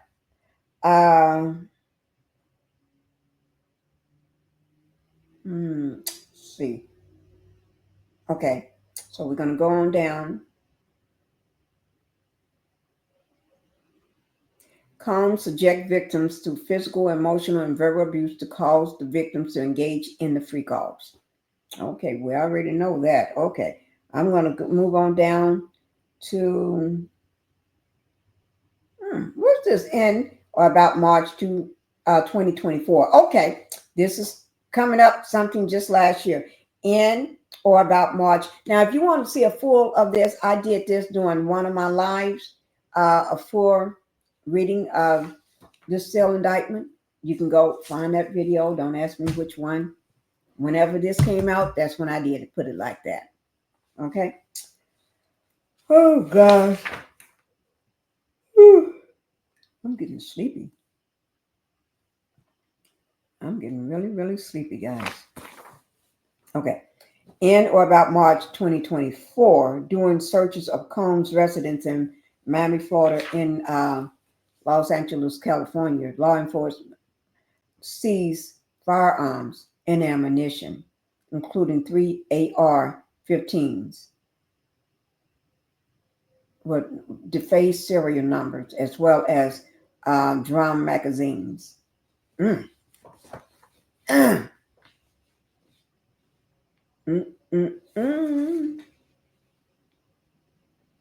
I wish I could bring up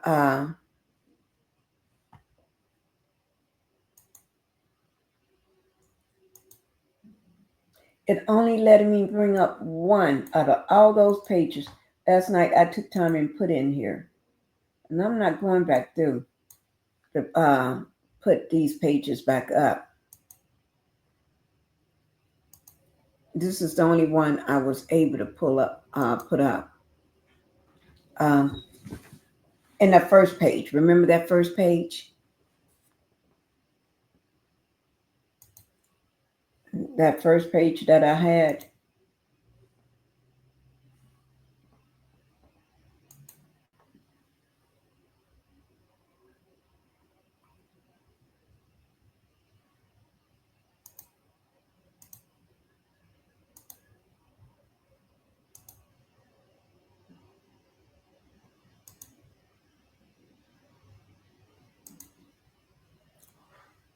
just those 2 pages, this one and the other one. But that's okay. That's okay.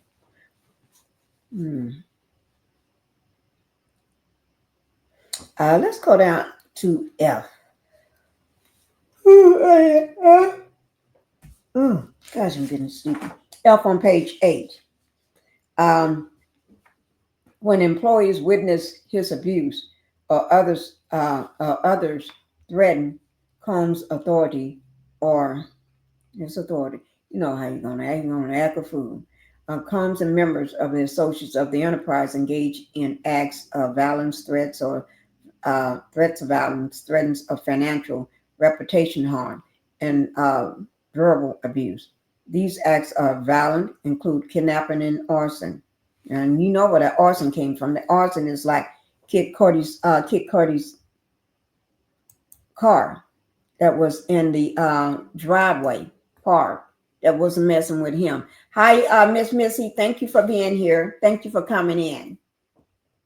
That car was not messing with him. He had Capricorn. Remember, Capricorn gave that statement on the stand. That was part of her testimony on the stand. That how Kid Cardi's car got split at the top of the roof because he got a convertible. So that soft rooftop got cut and a Molotov cocktail got thrown in. And female fingerprints on that bottle and everything. And then that silk scarf. Now, who would put a silk scarf on to make a Molotov cocktail? An expensive wine. Go figure. Okay. All right. And he said, it's not me, but I don't know now. And remember, I brought up that conversation that they had in a previous interview. I may do it, I may not, I don't know. But anyway, that's the arson. And we're going to move on to page 9. Like I said, it's only 14 pages, and I'm not going through everything of these 14 pages. There's only highlights. Let's do number 13, the racketeering conspiracy under 13. For at least in or about 2008, through on or about the date of the filing of this indictment in the Southern District of New York and elsewhere, Sean Combs, the defendant, and other known and unknown being persons employed, we already know that, employed by and associates with the Combs enterprise described in paragraph 6 through 12 of this indictment, an enterprise engaged in activities of which affected interstate and foreign commerce, knowingly combined, conspired, and agreed to together and with others to violate the racketeering laws of the agree together and with each other to violate the racketeering laws of the United States. Yeah, that's what I just said. Conspire. Confederate and agree together and with each other to violate the racketeering laws of the United States. That's number 13 under the racketeering conspiracy. Number 13. That is to conduct and participate in directly and indirectly in the conduct of the affairs of the Combs enterprise through a pattern of racketeering activity, as that term is defined in Title 18. Consists of, and it got A through H, so I'm just going to give headlines. Multiple acts of involving kidnapping, multiple acts involving arson, A is kidnapping. B is arson. C, multiple acts involving robbery. D, multiple acts involving acts. No, D, multiple acts indictable under Title 18, which is, I'm not going to read all that, 18, United States Code, Section 1512, relating to tampering with a witness, victim, or an informant. And allegedly, in my opinion, like I said, I think, what's her name? Gina, victim number 3, that never showed up, that they can't get in touch with and everything. In my opinion, I think she was tampered with. I think she was paid off. I think they got to her. She stopped answering everybody's texts, calls, emails, no matter she ain't nowhere to be seen. And I showed you a picture of Gina. Let me pull up Gina's picture.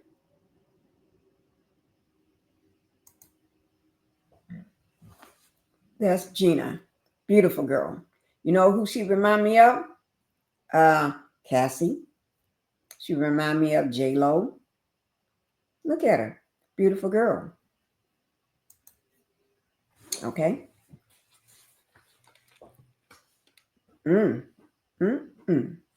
Okay. And then we got, I think I just did.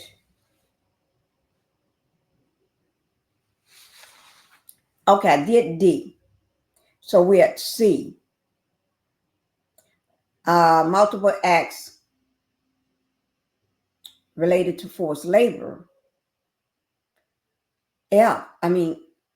That's E. Then F is multiple acts indicted under Title 18, United States Code, Section 1581, and 2, relating to XEX trafficking.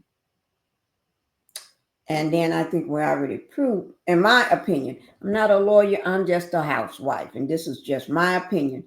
But that's when you bring in these XEX workers cross state lines and stuff. And also forced labor too, because they work in harsh conditions. Although that's what they came there for, but all the employees, think of the employees. Gina, Capricorn Clark, Brendan. Well, he's not an employee, he's just a mule, drug mule. So I take him off that. Capricorn Clark, Cassie, let me just name Greg, Kaplan. I have to go. Dante. Don't forget Dante. I ain't talking about these security people. I'm not. Well, maybe I am.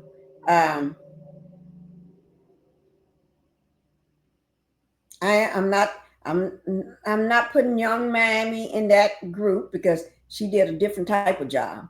I'm not talking about Jonathan Theotti. He did a different type of job. Stevie J. He's not even employed them, but I wonder is he going to testify? He should, because he's the only one sticking by the diddler. Just haven't heard from him lately.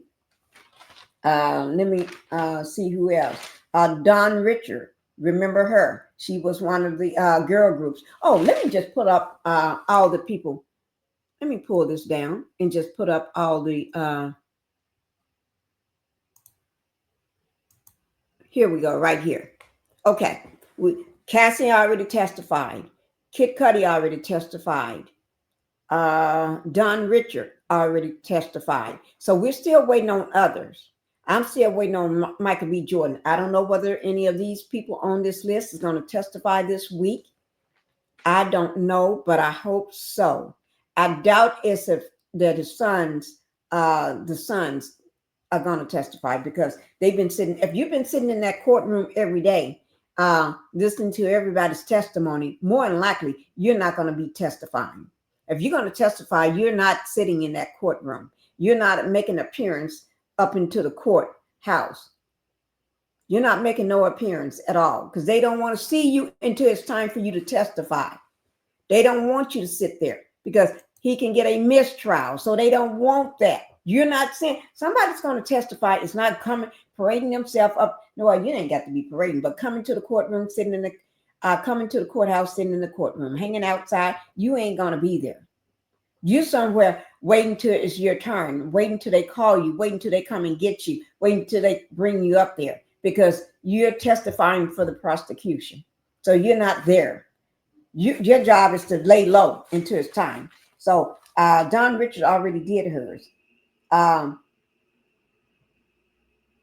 Kerry Morgan, David James.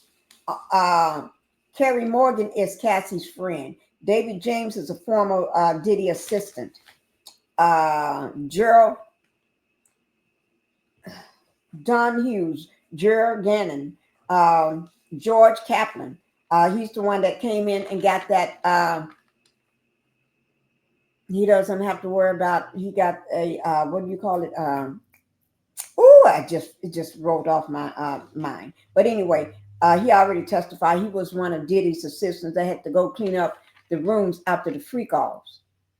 Clean up. Oh my God! I wonder did he have on a hazmat suit? You need a hazmat suit. There's nobody gonna go clean up a crime scene without a hazmat on. They're gonna have the face gear, the goggles, the eye gear, the head gear, the gloves, the suit, the boots, and everything. They're gonna come in hazmat. They're gonna be ready. You don't go up in there dressed in your normal street work clothes and with your normal shoes on. You may take all kind of germs out of there because you got to remember everything was in that bodily fluid, blood, everything. You don't want to be in that semen, everything. You don't want that stuff on you. You don't know what somebody's sick with. I'd take no chances. Think about when C-19 was out. If he was still doing that during the C-19. You don't know what them people have or got on them. And then you cleaning up that next thing you know, you got pneumonia. Because pneumonia is a real thing in Hollywood. Seems like every healthy person and healthy people in Hollywood, they get pneumonia. I'm going to stop talking about pneumonia. I'm going to leave that alone. David James, personal assistant. You know, Kid Cudi did his thing. He did his thing. I have to look over my notes and try to remember who was all there. Because but I wonder, I'm going to even see it. Okay. The LAFD arson investigator, he came in, Lance, he came in and did his thing, but he doesn't work for Diddy. Like I said, he came in and did his thing. And out of all last week, one of the strongest witnesses was Dante. Dante Nash, he came in and did his thing and shut it down. You couldn't tell him how to talk, how to act, how to do anything. He gave you what he wanted. He didn't give you nothing but what you asked for. And that's what you better make sure you ask for it because he gave it to you the way he wanted to give it to you. Ooh, my Lord. He won that week. Week 4, I give it to Dante. And the second close-up runner from the week 4 was Mia. But otherwise, Dante won that one, hands down. And I say week 3, I would give it to, I wouldn't say it was George at all. I don't know. I didn't have no clear winner. No, week 2. I don't have no clear winner of week 2. Cassie did her thing when she came in. Week 1 and that Monday of week 2, but I don't know. Because they was, I don't know. But this week it is Mia. Last Friday it was Mia. Today it's Mia again. And I wonder is anybody else going to testify after her? I don't know because I'm trying to finish up this here. I wonder, and I think Brandon, the drug mule, his person that brings in his, since Miami can't do it no more. But anyway, don't mean to throw no shade. But anyway, I wonder whether he's going to testify. And I think it would be in his best interest because I don't think that that boy is gonna last. He ain't gonna last. He's a little pretty boy. He ain't that cute to me at all, though. But people think he's cute. I don't know. The boy next door syndrome. Okay, let's go on. So we already talked about F. Let's go to G. Multiple acts and indictable under Title 18 for this one is related to transportation and travel for purposes of prostitution and other illegal XDX activities. H. So the last one is H under this one, under 13. Multiple offense, including the possession with intent to distribute or distribute narcotics and controlled substance. Oh, we already heard about all that, including, all them bad drugs. He got a lot of them listed on his paper, and I'm not saying all these drugs. Oh, Lord. He even got stuff that you give your horse. If you got a horse, take out a horse, knock them down, and he giving it to people. Oh, my Lord. I'm not saying all this stuff. Okay. Let's move on to 14. It is part of the conspiracy that Sean Combs, he's the defendant, on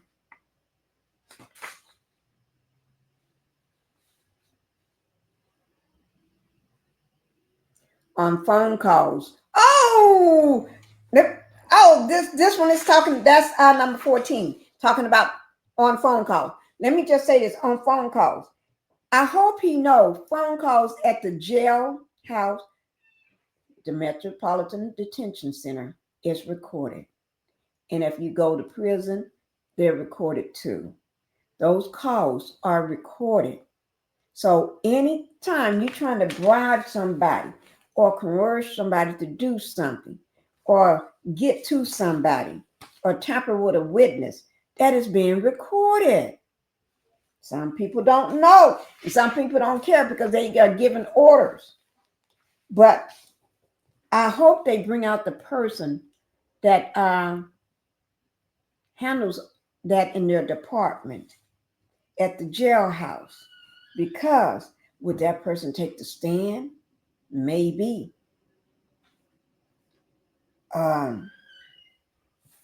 Y'all, if y'all was on phone calls that you work from, you was on phone calls, and he telling y'all to do this and do that, and while you're on the phone call, call up this person on a 3-way, they got you.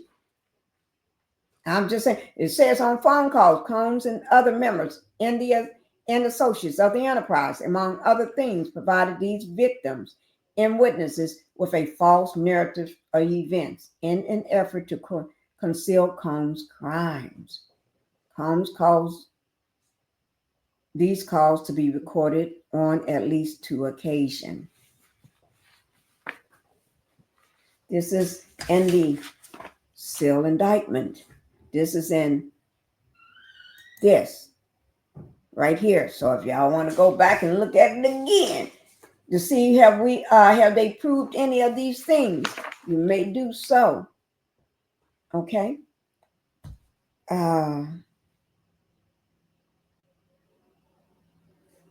We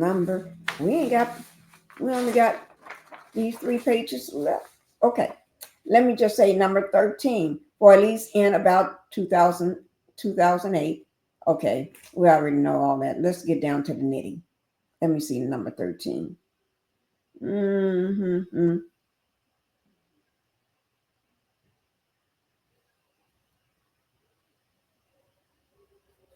I'm trying to see, what did they do?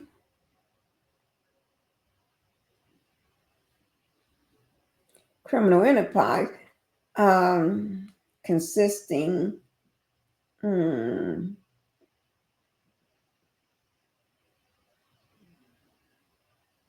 okay, number 13 brings up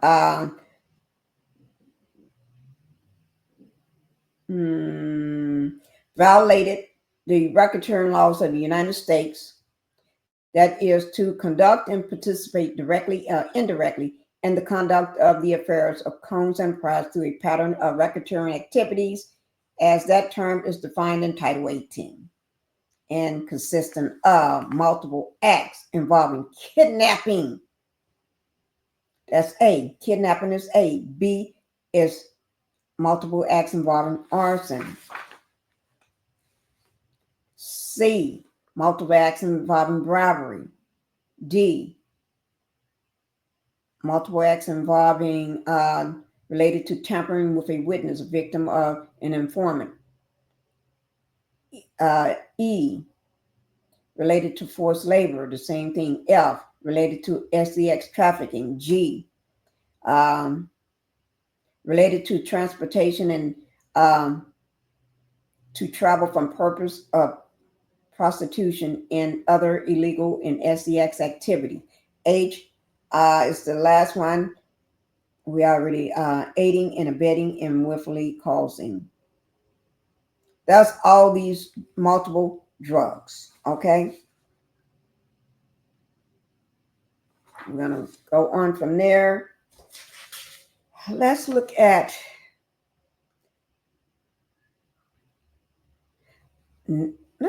notice of special sentencing factor. Let me drink my lemon water on that one. The notice of special sentencing factor. 15. That's on page 11, guys. For at least in or about 2009, up to including in or about 2018 in the Southern District of New York and elsewhere, as part of his agreement to conduct and participate in the conduct of the affairs of the Sean enterprise to a pattern of racketeering activities. Okay, I'm not going to read all that. We're going to jump down to the bottom of it. Let me see.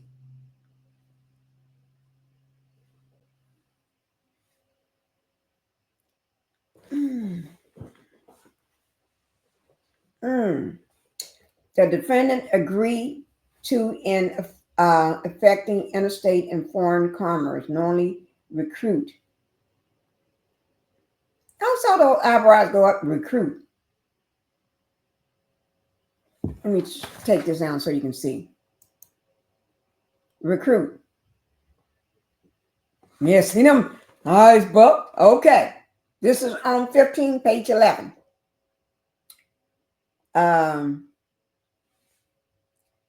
After said, Sean Combs, aka Puff Daddy, aka PD, aka P Diddy, Love, and all that. It said the defendant agreed to in affecting interstate foreign commerce, normally recruit. You see them eyebrows go up? Ooh. Entice. Okay.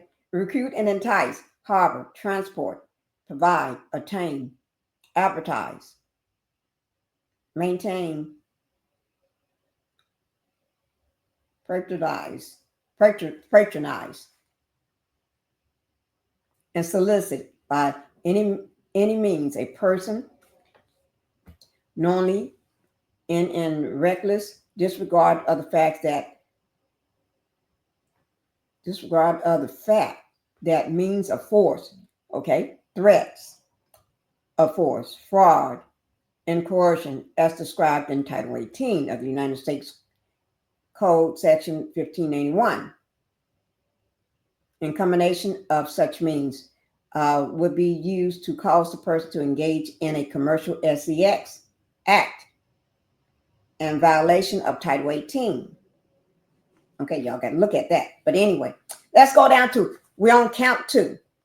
Count 1 was the longest. Count 1 was the longest one. That's racketeering. Count 1 was going on forever and ever and ever. Now, count 2 and count 3 is just like, count 2 is like, bam, and we done with count 2. Count 3 is like, bam, and we done with count 3. Okay, so count 2 is SEX trafficking by force, fraud, or coercion. That's victim number 1. And we know who that is. That's Cassie. Okay. The grand jury further charges. As it starts at page 11, number 16. For at least in or about 2009, up into and including in about 2018 in the Southern District of New York and elsewhere, Sean P. Diddy Combs, P. Diddy, Puff Daddy Love, or whatever you want to call him, the diddler, the defendant. That's what he is. And affecting interstate and foreign commerce, knowingly recruit, entice, harbor, transport, provide, obtain, advertise, patronize, solicit by any means a person knowingly and indirectly reckless disregard of the fact that means of force, threats of force, fraud, coercion, and title described in Title 18. Y'all can look at that. Okay. Let me see. What in combination of such means will be used to cause the person to engage in a commercial sex attempting aid and bribery. And no, wait, bring bribery back. Okay. Willfully cause the same to wit, cons, recruit, entice, harbor, transport, maintain. Well, victim one, they're talking about Cassie. An attempt let me see, victim one to engage in sex, commercial sex acts.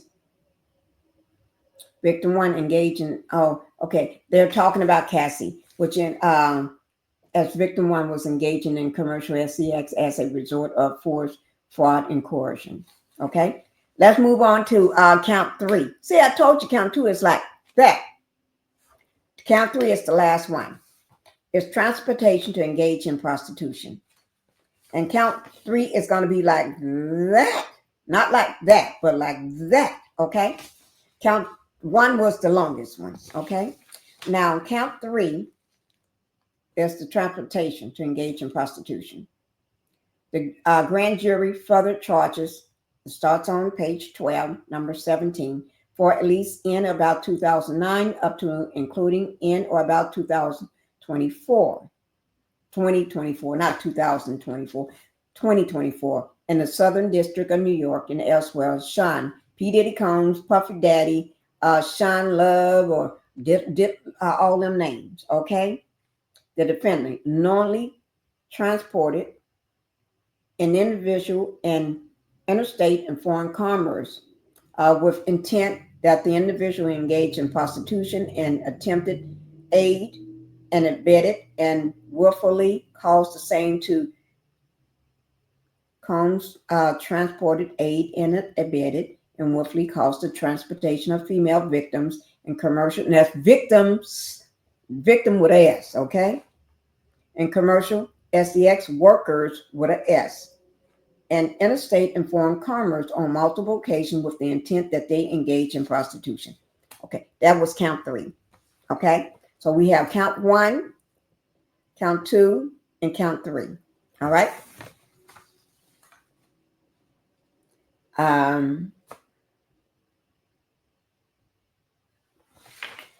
And let me just see. We're going to the last page, guys. We're on the last page. The last page. Okay? Okay. Let's go ahead and hit it. Let's get into it. The last page.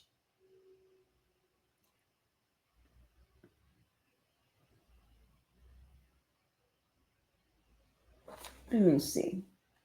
I'm going to start at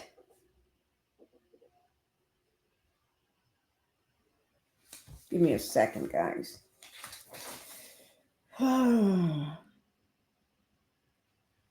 Okay. Let me see. Well, we're going to start with this one here.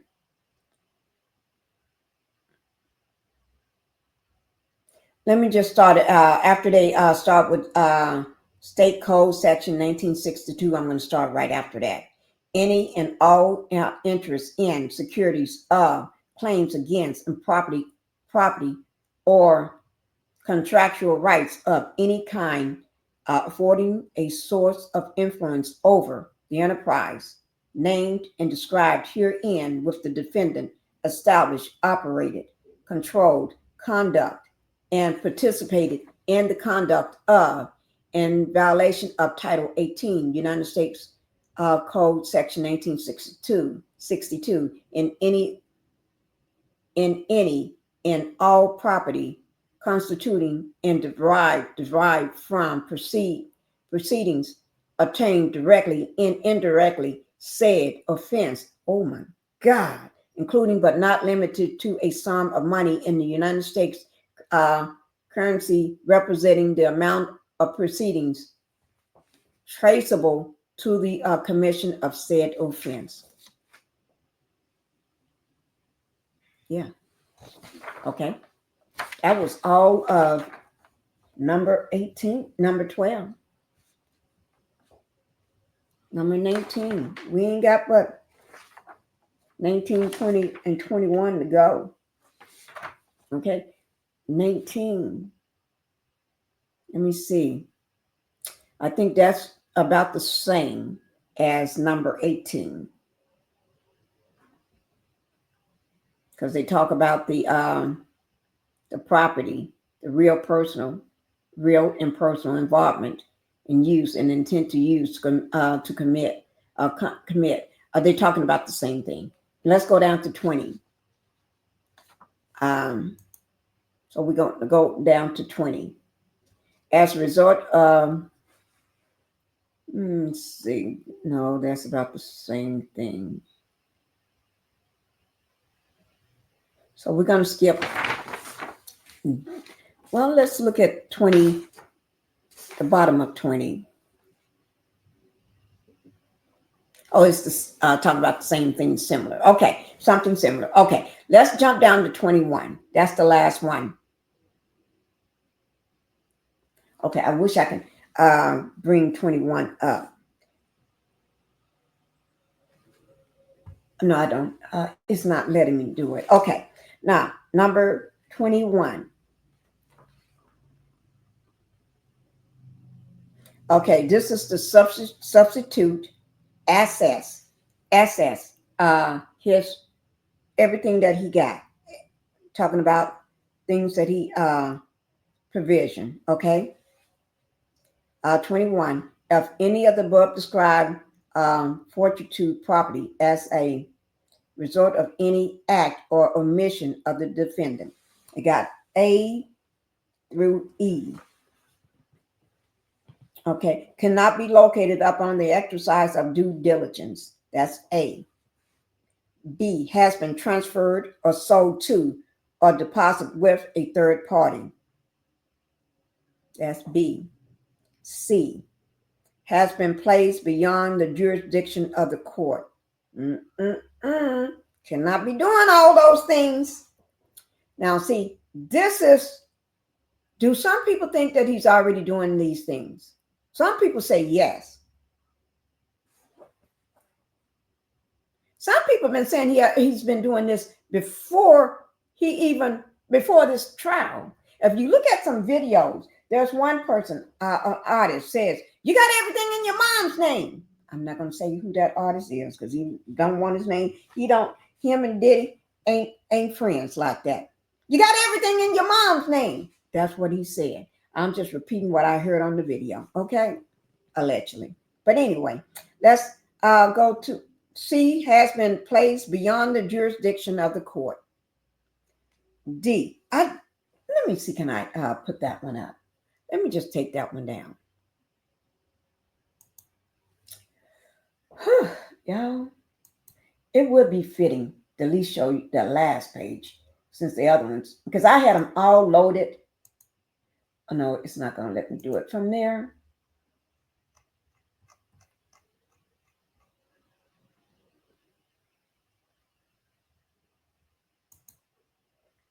While I get it up so y'all can see it, let me go on with D.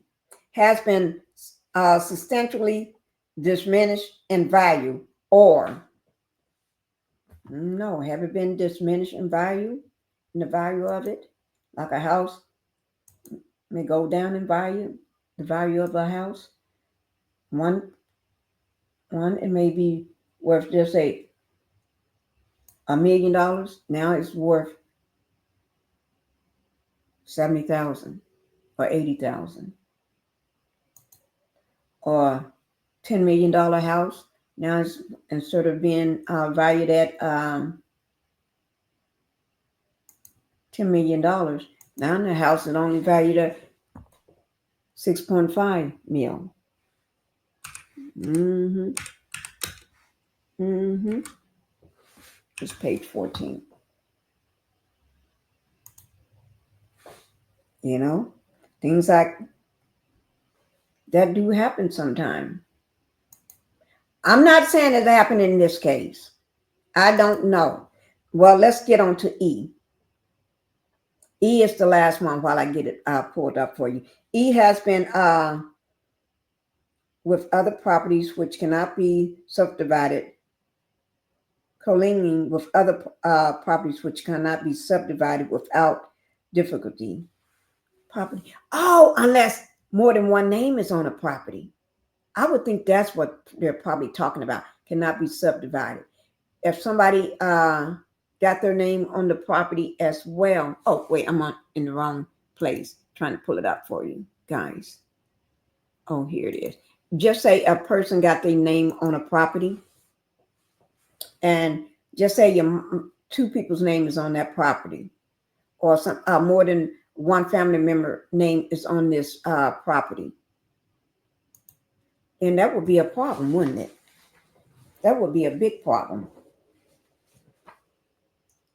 Can be divided up. It would be kind of difficult. Yeah. Now, this is the last page, page number 14. Okay. And you, this is it, guys. It is intended of the United States. This is Title 18, United States Code, section. Oh, y'all can see all that. But anyway, this is the last page. And it's signed by the United States Attorney. Okay. There you go. That's it. So you got a chance to see. I had the first page for you, but I took that down. And then you got chances. That was the first count. And then you got a chance to see the last page. Okay, guys? Yes, you did. All right. Let's see what's, I do have one more video for you all. And then, because I want to make sure we're still live. Let's see what's going on outside the courthouse. I just wanted to bring that to you right quick. But we're going to see what's going on outside the courthouse. Let's see. Let's get it up. I'm going to do a live. Let me.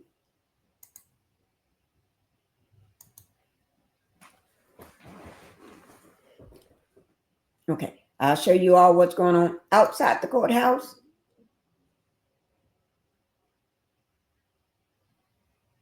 Oh, let me bring it down first so I can enlarge it. Y'all want it to be enlarged. Just me. Just me. There it is. I have enlarged it. Okay, here it is, enlarged. Okay. Let me just see whether I'm going to unmute it. This is live. This is Law&Crime with Jesse. Okay. This is live outside the courthouse. Time right now is 3:05 in New York's time. They normally letting out at 3 o'clock. So the court should be over. If they haven't let out, let me see. Have they let anybody out yet? Just 3:05, 3:06 their time. So if they haven't came out, they're probably getting ready to walk out.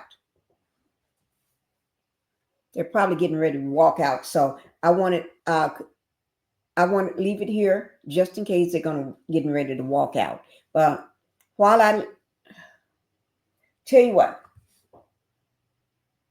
I don't want to miss them walking out. I really don't want to miss them walking out.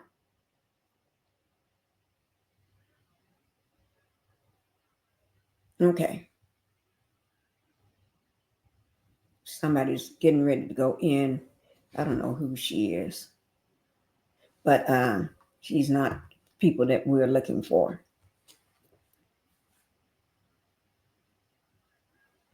People are coming out. I don't know who they are, whether they're part of the team, that lady, or not. For the Disney team. That's what I'm saying. Mr. Combs hurt your arm. Did you seek medical help? Mia, no. That's they're talking about when the Diddler slammed her arm on a door. He asked for her phone to see her phone, and then he snatched it out of her hand and ran into a bathroom. And then she got her arm into the door, and when she did, he kept slamming the door on her arm on purpose. It wasn't like, oops, oh, I'm so sorry. No, bam, bam, bam. Could have broke this girl's arm. Tell me that's not sadistic. Tell me that's not crazy. He could have broke her arm or anything. That's crazy. And then when he did come out and give her back her phone, you know what he tells her? I'm going to paraphrase. Now I got something on you from your phone. He took something off her phone and sent it to his to let her know. Now he got stuff on her, compromising pictures or something like that, or text or something, or video on her. Oh my Lord. Don't forget, he's a grown man. He's in his 50s now. Can't you tell? But he got something on her. Little Rod. I was hoping Little Rod would testify, but Little Rod, I don't think he's going to be brought into this. He's the young man that was suing Diddy. And he had an actor, Goody. What's his name? Goody Jr. or whatever his name is. Goody Jr. or Goody Jr. or whatever his name is. Pictures of him. He talked about in that how his idol was Stevie J, producer. And so Diddy showed pictures, a video of Stevie J allegedly bumping in bed with another man and saying, if Stevie J, your idol, couldn't do this, why can't you? Allegedly. But anyway, I did that lawsuit. Ooh, that was last year sometime. Or last year, or maybe beginning of this. Yeah, I think it was last year though. I really do. Okay. I don't think they're going to call him, but I would love to hear. I would love to hear. Oh, we talked about forced labor at one point. I talked about it a lot let me put the clamp on these papers, doing these papers here, forced labor. Let me pull it up and go over what that is. I'm going to take this down. Well, I may just leave that up because it's just 3:10 New York time. And I hope that is the right time. I think it is 3:10 in New York. And if they get out at 3, I don't want them to be walking out and we miss it. Let me just see. I'm going to check and see if anybody else caught them walking out.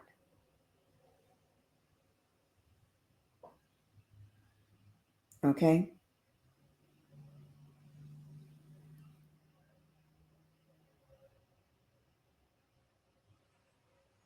Just give me a second.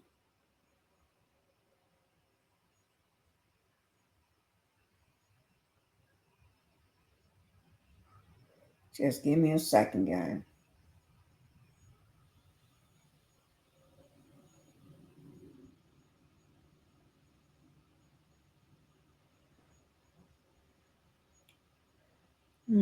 I wish I could be in New York.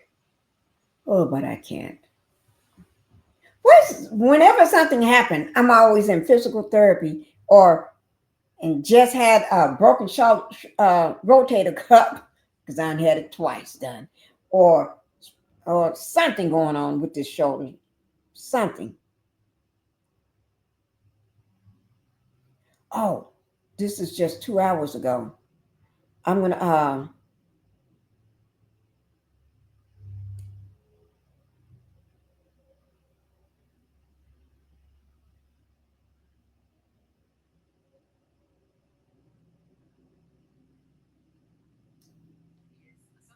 okay, let's do this here. Let's switch over. We're going to save this one here because we're going to save this one. I'm going to remove it and mute it. You want nobody talking anyway. But if somebody comes out, I can see it because I got it over on a separate screen here. If anybody come out, I'll pull it up right quick so you all won't miss that. Okay, but let's go over to, let me just do this, guys. Let's go over to, where's my pen? Where's my pen? Okay, give me 1 second.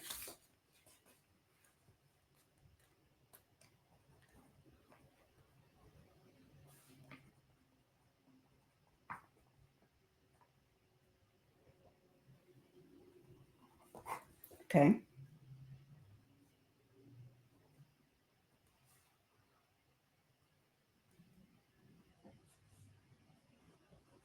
Okay. All right. So let's do this here.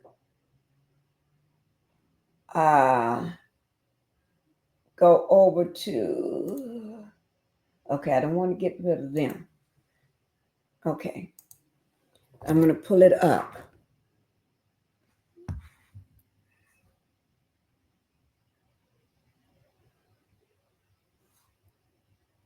Okay. Is that the same? Oh, yeah. Okay. It's the same. Okay. I'm going to go ahead and bring this up for you all guys. This is LiveNOW from Fox. Okay. I'm going to go ahead and, oh, let me just put it up here. I try not to, and that information will be down in my description box. Okay. This is live. And they're talking about it. And they're showing the front courtroom doors. So if they are showing the doors, that means, let me unmute it. People haven't came out. And it's just in which Sean Combs 2:14. is accused of sexually abusing several women. She is one of 3 women who are going to be testifying during the trial. And she has said that during her employment for him as a personal assistant from 2008 until 2007, or actually 2009 until 2017, that he first molested her and tried to forcibly kiss her at his 40th birthday party shortly after she got hired, and then months later raped her in a guest room at his home in Los Angeles. And she's been under cross-examination now for 2 days. And while a lot of the lawyers for Sean Combs have been very friendly with some of the witnesses who reluctantly testified for the government, the lawyer, Brian Steele, has been very aggressive in cross-examining Mia, and even suggested today that she was making up her allegations, which she insisted was not true, that she's only testified truthfully over the last 3 days. But he again and again confronted her with text messages she had sent to Sean Combs after she was no longer working for him between 2018 and 2023, in which she expressed how much she loved Sean Combs and appreciated how much she'd learned from him, and how her opinions about him would never change. And finally, he asked her directly, how can you say these things? You know, at one point, he even confronted her with a text message in which she said she had a nightmare in which she was in an elevator with the singer R. Kelly, who was convicted of charges and now serving time in prison, similar charges even to this case. But she said she was in an elevator with R. Kelly in this nightmare, and Sean Combs came and rescued her. So then, his lawyer said, well, how can you make these accusations, against, Sean Combs when you're having a nightmare in which he rescues you from someone else who is a convicted abuser of women. And she said it's because she was brainwashed, and that she didn't come out of this until the last year or two. And she said it took therapy and lots of confronting what went on, and for her to change her mind about everything. That's quite an interesting line of questionary there when we talk about a witness that describing a nightmare, so to speak, in a case that is very serious, very sensitive, and as always, viewer discretion advised to anyone that is watching this along with us. Larry, describe to us Diddy's demeanor today in court. How much communication has he had with his lawyers? Well, lots of communication with the lawyers. He's been very involved, as we've seen. Y'all hear that? Seem like one of them got a phone or a mic or something that's on as well, because you can see as soon as I mute it, you don't hear it. So it's not on my end, there's something on their end. We gave the nod of approval, and that's the kind of hands-on involvement in a defense that you don't normally see from a defendant. So he has been hands-on from the start, though, very involved in his defense, and very serious in the courtroom, but also seems someone business-like. You can imagine as you watch him in the courtroom that, yeah, he is the CEO of his companies, and he's a guy who has run successful businesses, as Sean Combs has. So that comes across. The jurors, as always, are extremely attentive, taking notes, facing toward the witness during testimony, no matter who is on the witness stand. It's one of the most alert, pay attention juries I've ever seen. That's good. Larry, we know that the cross-examination of that alleged victim of Diddy continuing on right now. Do we expect that to finish today? And who are we going to hear from next? Yes, we do expect that to finish today. And it's unclear exactly who will be on the stand next, because there have been some negotiating going on as to whether or not the defenses will ultimately call a witness to kind of cast doubt upon these tapes that were shown early in the trial of Cassandra.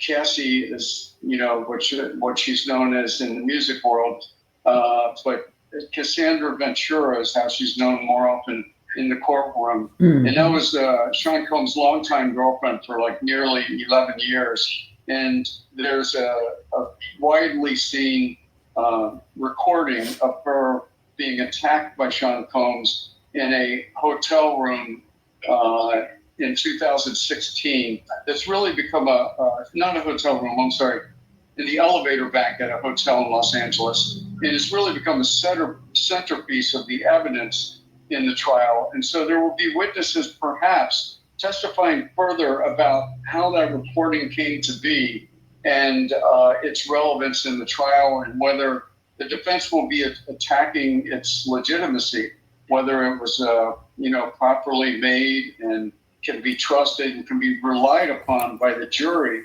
which will be deciding whether or not Sean Combs is guilty of racketeering and sex trafficking, charges that could put him behind bars for from 15 years to life if he's actually convicted.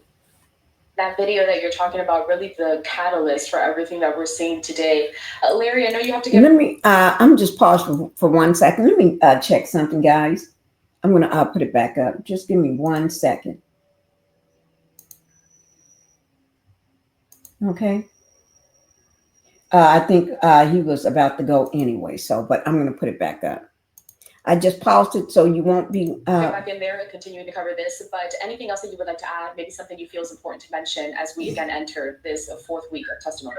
Well, one other way that the defense lawyer was really trying to attack Mia's testimony today was he pointed out that she hired a lawyer who had represented E. Jean Carroll in this very courthouse last year. And during that trial, when E. Jean Carroll had made, allegations against now President Donald Trump, and now once that lawyer began representing her, the lawyers for Combs maintained, oh, then suddenly you wanted to talk about sexual harassment and being raped and things like that, whereas it was all a secret before then in your eyes, and you had never planned to speak of it at all. But throughout that line of questioning, it was just trying to suggest that she was either making this up entirely, these allegations, or really exaggerating that.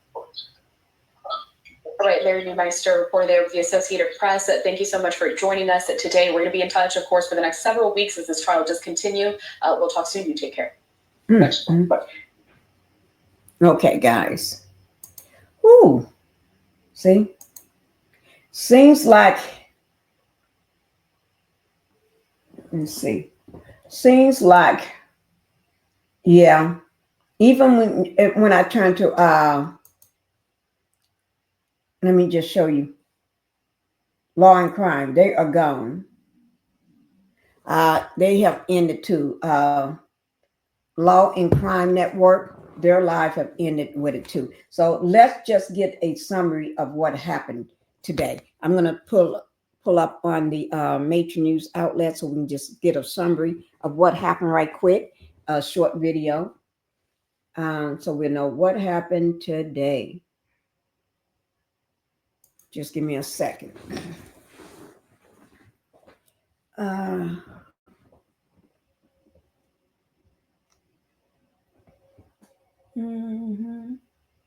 Okay. I don't think no other witnesses was called today, but I just rather be on the safe side to say it.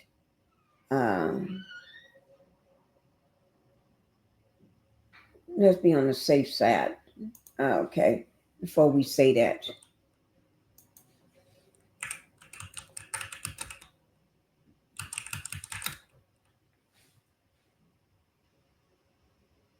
Okay, so we're going to get an update on the Diddy case today. Okay, let's see.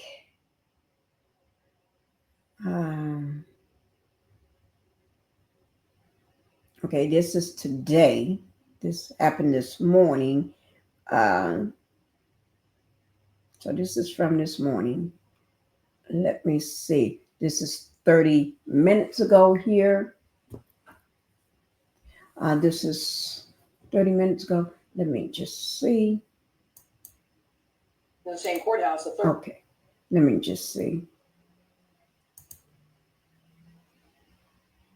No, I mean, I'm trying to see who's got the latest. I'm trying to get it as.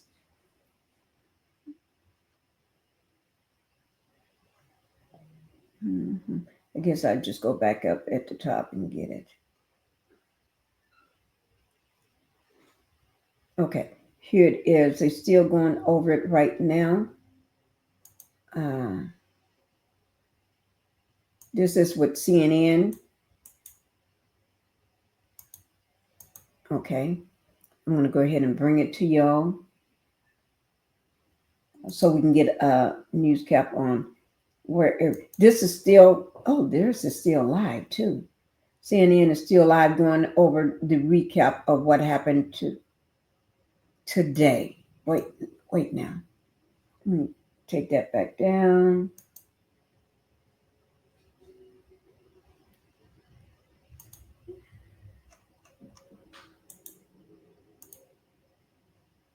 Okay, let me go back and look at that one more time. No. This is live today. Okay, this is live today. So they got it live. I think the CNN News 18. That information is going to be down in my description box, guys. I'm going to go ahead and unmute it. If you don't call me now, F it all. And I'm going to start everything. And don't ever speak to me again. So this is live. 2 minutes. F her. And Mia, she eventually left her job in 2017. That wasn't the last time she heard from Diddy. Told the court that Diddy and his longtime security guard mentioned throughout the entire trial, D-Rock reached out to her. When? Well, it was after Cassie's lawsuit was filed in 2023, saying Puff wanted D-Rock to get me, and make sure that I wasn't a threat. And just before lunch, defense attorney Brian Steele got his chance to cross-examine Mia. He put up several posts from her own Instagram account. Now, some of those showed photos of Mia standing close to Diddy. Others showed her showering him with praise, calling him a mentor, an inspiration. Steele pressed her, quote, on the 5th anniversary of the initial sexual abuse, you are saying to Sean Combs on your social media account for everyone to see, thank you for being the good kind of crazy and continuing to inspire me every day, right? Mia replied, I don't think people wrote bad stuff about their life on Instagram back then. Now, the defense also suggested that she outright fabricated her sexual assault claims 3 different times. In one exchange, Steele asked, isn't it true that Mr. Combs never had unwanted, non-consensual, forcible sexual contact with you? Isn't that true? What? Mia responded, what I said in this courtroom is the truth. I have not lied to anyone at all. Steele asked why she worked for Diddy so long and for so long and spoke positively about him despite her claims of physical, sexual, and emotional abuse. She told the jury, I was young and manipulated and just eager to survive. Nobody was there to say these things that were happening were wrong. I was always in trouble, and I was always just trying to find a way not to be in trouble. Now, we are now 3 weeks into this trial, but the drama is not limited to courtroom 26A in Lower Manhattan. Today, the President of the United States, Donald Trump, weighed in. He was actually asked if he would consider or had considered pardoning Diddy. I haven't seen him. I haven't spoken to him in years. He used to really like me a lot. I think when I ran for politics, he sort of that relationship busted up from what I read. I would certainly look at the facts. If I think somebody was mistreated, whether they like me or don't like me, it wouldn't have any impact. Let's begin with editor-in-chief of All Rise News, Adam Pascal, our eyes and ears in court today. Adam, you were there. You saw the way this cross and the testimony came in. The defense suggested 3 different times that the woman who is called Mia made up the allegation of sexual abuse and assault. The exchange, the way you read it in the testimony and transcript, seems harsh. How did it play in person in front of that jury? It was just as combative as the transcript suggests. Brian Steele didn't hold back. He didn't soft pedal the question. And as you saw in the transcript, Mia didn't back down. She seemed a little taken aback, as if she didn't understand the question at first. But then she said very firmly and assertively that she was telling the truth, that she was lying to nobody. And that was something that was a constant throughout her testimony, that she was confronted with these social media posts, primarily her Instagram posts, and she acknowledged that these were hers, these were things that she wrote, and she was very confident in talking about that. And she said that that just related to her trauma. She was very emotional throughout her testimony, her voice almost a whisper at times, I understand, and she did not want to be there. She wanted to take a lot of information that she says happened to her grave. And she testified today that there was nobody, this stuck out, there was nobody around us that ever even flinched at his behavior. Obviously, this goes towards this notion of an enterprise of people working together to silence those who were being victimized allegedly. But how did the jury react to the way that she was testifying, and even that part about nobody flinching? Now, it's very interesting you point out that line, because at that very moment, I was looking at the jury and jurors were taking notes. And as you noted, Laura, I mean, that line is very significant because of the top racketeering charge. Prosecutors are alleging a criminal enterprise, and multiple jurors, it resonated. They were pretty much all business for hours, just seeing the exhibits of the social media posts. They were doing their jobs and passing around the sketchbook at one time. But when it came to that testimony, they started scribbling in their notepads. Now, we don't know what caused that. We don't know what precipitated that, but we knew that they were engaged. And we know that that's very important testimony to the prosecution's case. It really is. And of course, trying to read those tea leaves in the version of notes in those moments really can be impactful. Adam, thank you for being our eyes and ears. Glad to have you on. My pleasure. Thank you. Well, my all-star attorney panel is here with me as well. We've got Monique Presley, who has represented in the past Bill Cosby, constitutional attorney and white-collar defense lawyer Seth Berenswijk, and Benjamin Chu, former co-lead counsel for Johnny Depp during his defamation trial against Amber Heard. Ben, I want to start with you because in our conversation even yesterday, we were trying to figure out how the cross was going to go. The optics, because she was so emotional. Even more so, frankly, in terms of the tears and the sobbing than even Cassie Ventura had been throughout the course of her testimony. Not comparing the traumas that they had both alleged, but it was notable just how emotional she was.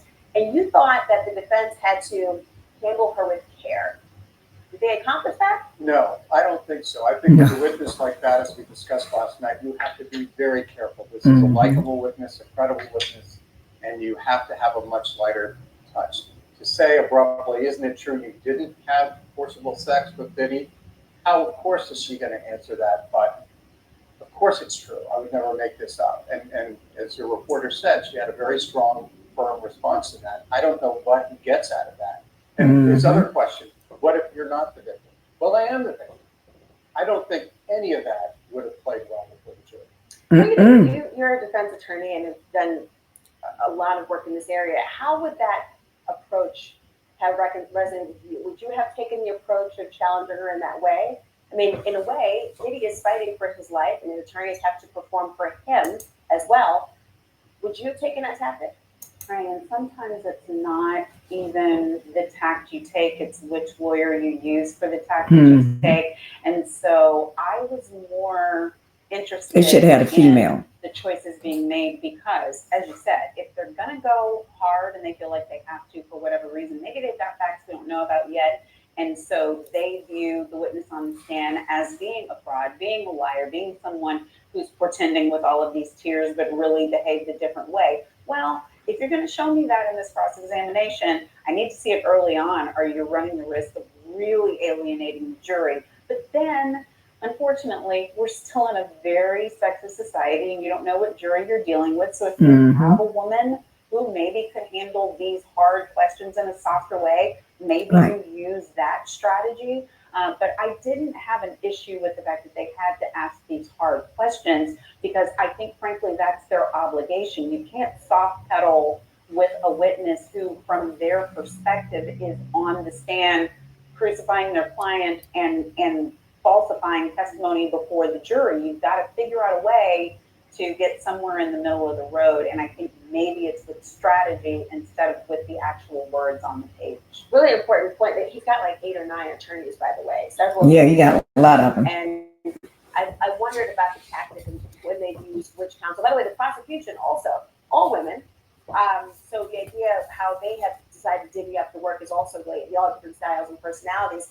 But to the point of what they have to prove in the prosecution is that, I mean, they had testimony that came in that Diddy was trying to blackmail her as well, either taking photos off her phone, putting them on his own phone, dangling this idea that she had sold sort of a comedy series to ABC and then saying, I'll get rid of that unless you have Cassie call me back, all these things. Thank you, Hill 75. The kind of pattern that you need to establish that RICO charge.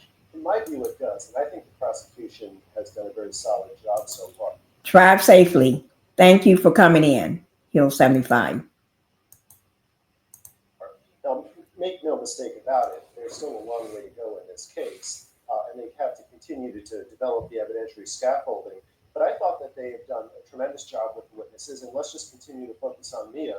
One of the things that was interesting, you talked about a criminal business enterprise, which was one of the evidentiary requirements. They covered a lot of that with her, other witnesses as well, but they're covering members of the business enterprise who are essentially, participants in this whole element. And, you were talking about some of the underwhelming questions that counsel asked today in identifying the elements of the business conspiracy. Remember, this is a corporation. This is a historically rare theory that a business, extremely rare in recent modern American business history, has been used to facilitate basically him running an empire as a sex monster they talked about, for example, the HR department. And one of the questions that they asked Mia was, and this takes victim blaming to a whole new level. They said, well, did you report the sex freak offs to HR? And she said, no, of course I didn't, because they're just going to protect him. So I thought that was pretty underwhelming. That's an important part, because that goes to the idea of the inner circle and the realm that they're trying to establish. But I just play devil's advocate. RICO cases are very hard to prove, and connecting those dots in real time to a juror who's watching and wondering, am I seeing a toxic, harmful, violent relationship? They only need to find two of those under the RICO statute, only two. And as we went over today we went over the seal indictment on some of those things. We went over this. I did this a while back, but we went back over them to see whether we could see whether anything was proven already. And today, doing a live earlier during my live, during the I think it was with Law and Crime with Jesse, whoever.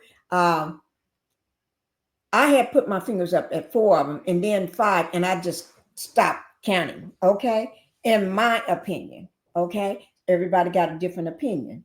They may say only 3 or 2, but you only need 2.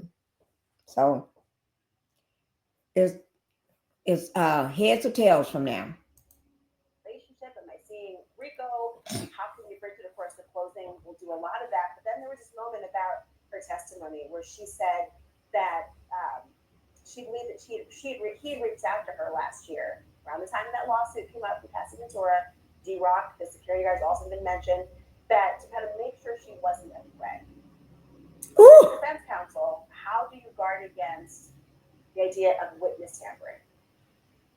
I think that's very difficult, and those facts are really I think bad. Gina been tampered with. D-Rock was involved, makes it seem much more like an enterprise. It's not Diddy himself making the call; it's one of his employees. So I think that's a damning fact. One of his lackeys. You're right. D-Rock was a prior been thinking it. But then again, when you're building a case for defense, you want to know who might be in your camp, right? You have to explore, in some respects, who does not have this vision of you. They have to build a case, right? A defense. Yes, and also the fact that if you're like a close to billionaire person running 30 different businesses, you don't make every call about anything. You don't make most calls. So the obligation for the defense, if they choose to put on a case, will be to do some of what the assistant did, where the assistant was trying to explain, no, he wouldn't have known how many bottles of baby oil there were because he's running a global empire, and that's just not the things that they do. And I think maybe some people, typical jurors, might not have an understanding of how little of a person's life, like Mr. Combs, actually touches grass, as the kids would say, and how many things are actually done by other people. And to not import meaning into that isn't there. And I'm not saying it is or isn't there in this instance. Maybe D-Rock was the henchman who did all of the strengthening of situations for him and shoring it up and fixing it. But it could also be the case that this is just not a person who did a lot of anything on his own. Everything that happened was call this person, get this done, do that, while he focused on other things. So I think that would be their job to bring that kind of revelation to a jury. A really important point, and just to remind people, we'll come back with more information. Casa Ventura testified that D-Rock was and his wife were a couple that she went to when she needed to feel safe at times. You have to bring that into how the defense will bring that into the conversation. As much as he's part, she claims everything else. I'm curious to see how, when she comes back on the stand, Mia, on Monday, that sort of cooling off period where the jury has to remember key moments, while some people in the industry are dropping. Yeah, you're right. He may get he'll 75. People are fearing that he may get off on a technicality. You're at a red light. Yeah, let's pray. Others are standing right by his side. One supporter was in court today to support Combs, music producer and longtime friend of Combs, Charlie Finney. He even walked out of court with Combs' kids. And he insists that Combs is innocent of the sex trafficking, the prostitution, and the racketeering charges that he faces. And Charlie Finney joins me now. Charlie, I see you outside of court. really every single day. You are wearing free puppy. People know that you are in full support of him. You have been speaking to him as well. Can you tell me and share how Diddy is feeling about how this trial is going? He's just confident. He's prayed up, and he's just pretty much confident about telling the truth and getting the truth out there, and explaining his version of what's going on. You know, when you watch him in court, he is staring straight ahead. He is hearing from people who were very close to him at one point, Cassie Ventura, his ex-assistant Mia, among others. He almost seems very stoic and not like he's reacting in real time to it. Has he shared any thoughts about what it was like to hear people like Cassie Ventura allege the things that she has, or Mia, as she's known in court, allege what she has alleged? I mean, it's a sure heartbreak, right? These are people that you trust, people that you actually help make money with and for, and people that you looked at as family, and to hear the outlandish things that they're saying, right? And then try to embellish even more on top of it. It's incredible. And to be the victim of hearing it, it's great. Why are you so confident that it is embellishment? Tell us about what you know about Diddy that makes you confident that you think he'll be acquitted. Well, only God knows he's gonna be acquitted, right? So we are prayed up, and as far as me knowing him, I know the man, right? I know him. He's a father. He's a brother. He's an uncle. He's a cousin. He's a producer. He's a philanthropist. And we all fall short sometimes. We all make mistakes, right? And this is not about the mistake he made. This is about something else. What is it about to you? Because they talk a lot about you're calling them mistakes, and obviously the allegations, they go beyond, a slap on the wrist. They're talking about rape. They're talking about predatory behavior, among so many other things.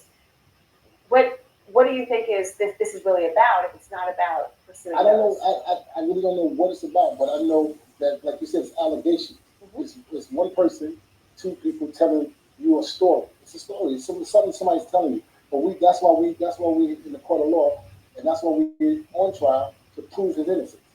He's actually he is presumed innocent. You will not get argument from me. And of course, it is the prosecution who has to carry that burden. And we don't know how the jury is seeing and viewing any of this. Go ahead.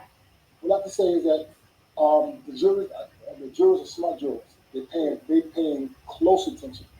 And the judge is a young but very smart, no nonsense judge. I like this judge. He's not going for no kind of craziness on his watch. He's checking the defense. He's checking the government. He's giving clear, decisive information and direction to the jurors, and they're paying attention. So I feel good about where we're going. And I feel good about what our team delivers on our case. I certainly appreciate the way the judge is handling this. There is an element of fairness, and I don't think either side has escaped his notice or critique at times.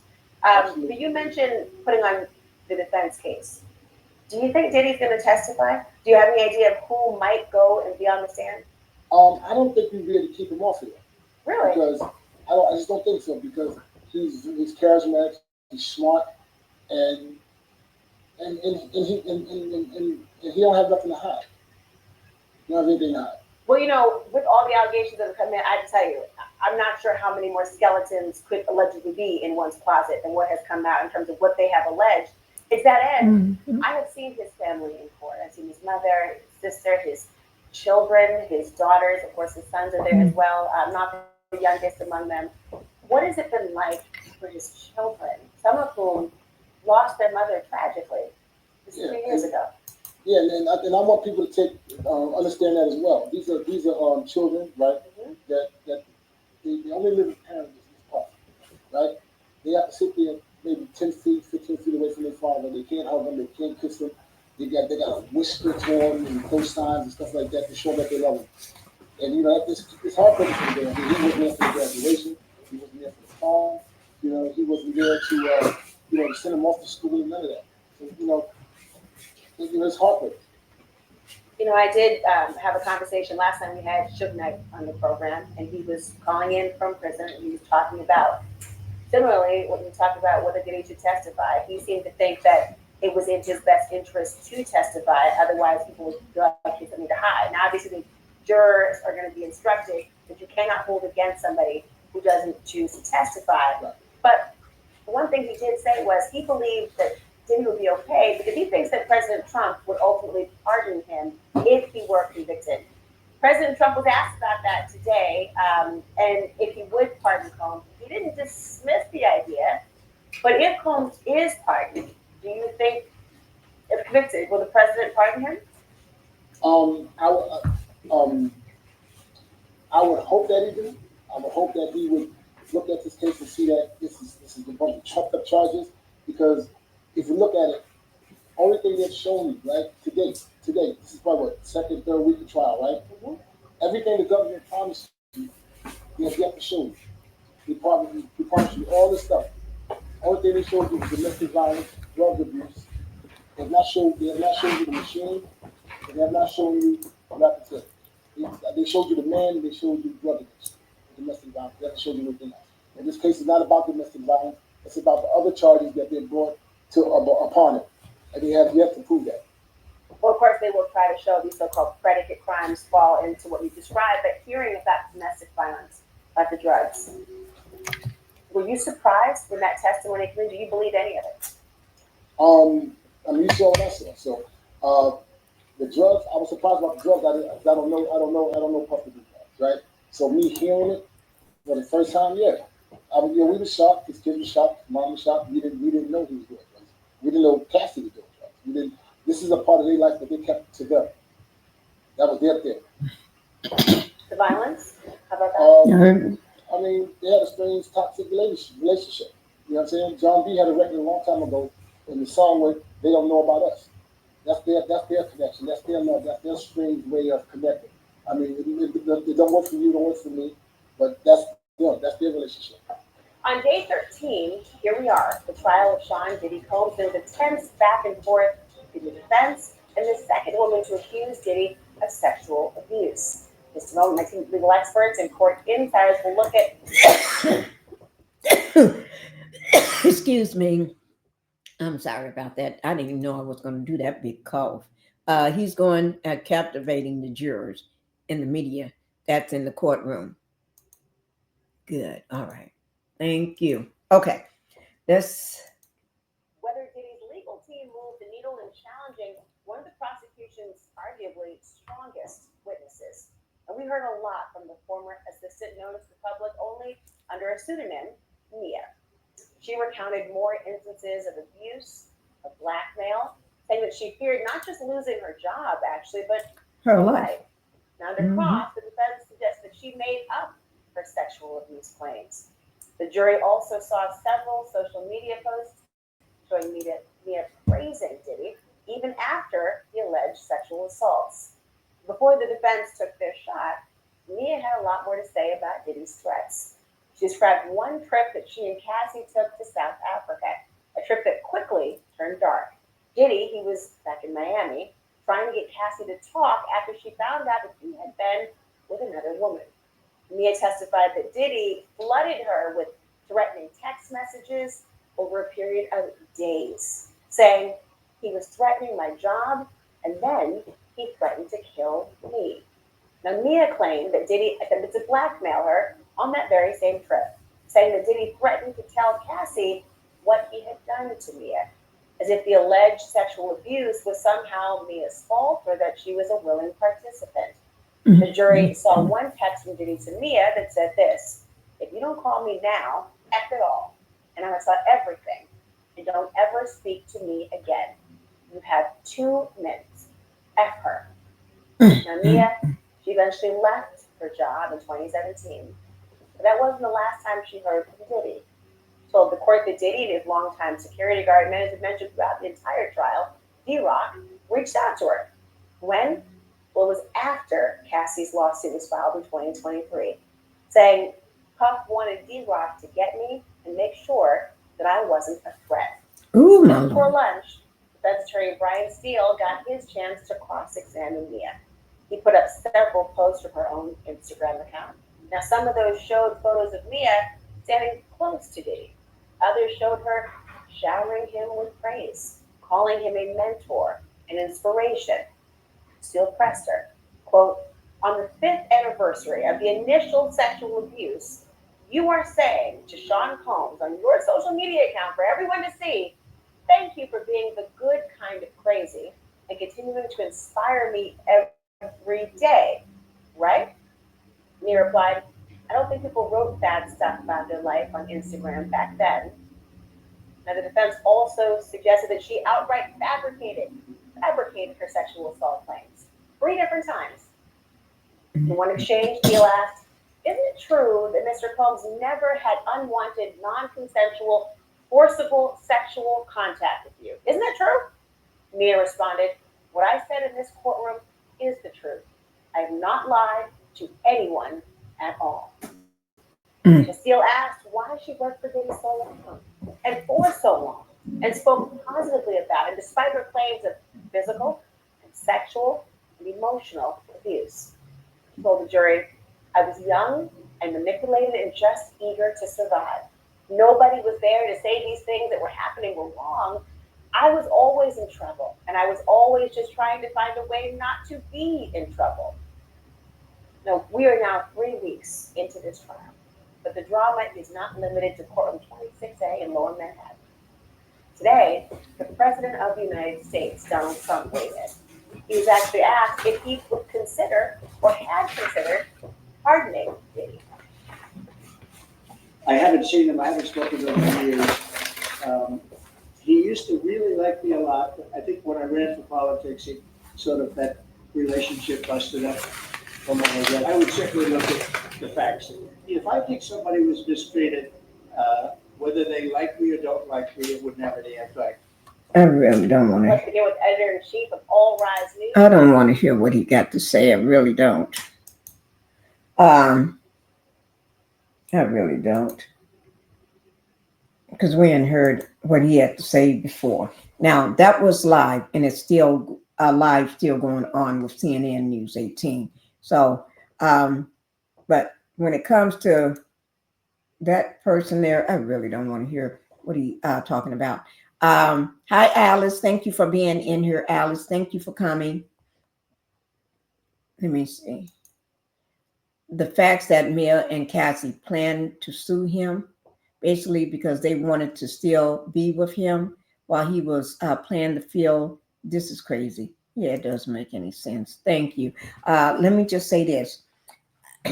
We're going on 4 hours and 7 minutes of this live.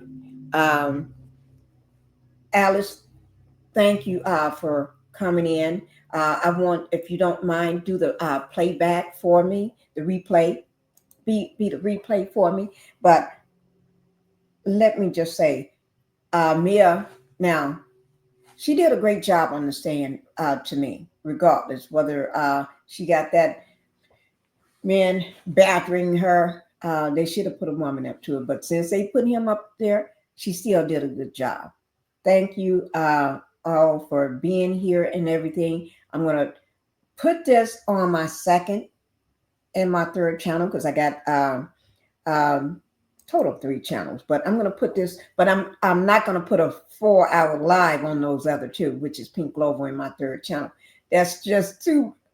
I'm going to cut it in half or probably just break it up into a 2-hour live. So I'm going to go through it. Thank you so much for the super sticker here, 75. Thank you for the $5 super sticker. And, you know, whenever I get a super sticker, I'm so pleased to get it and everything. So we're going to go ahead and do the money song.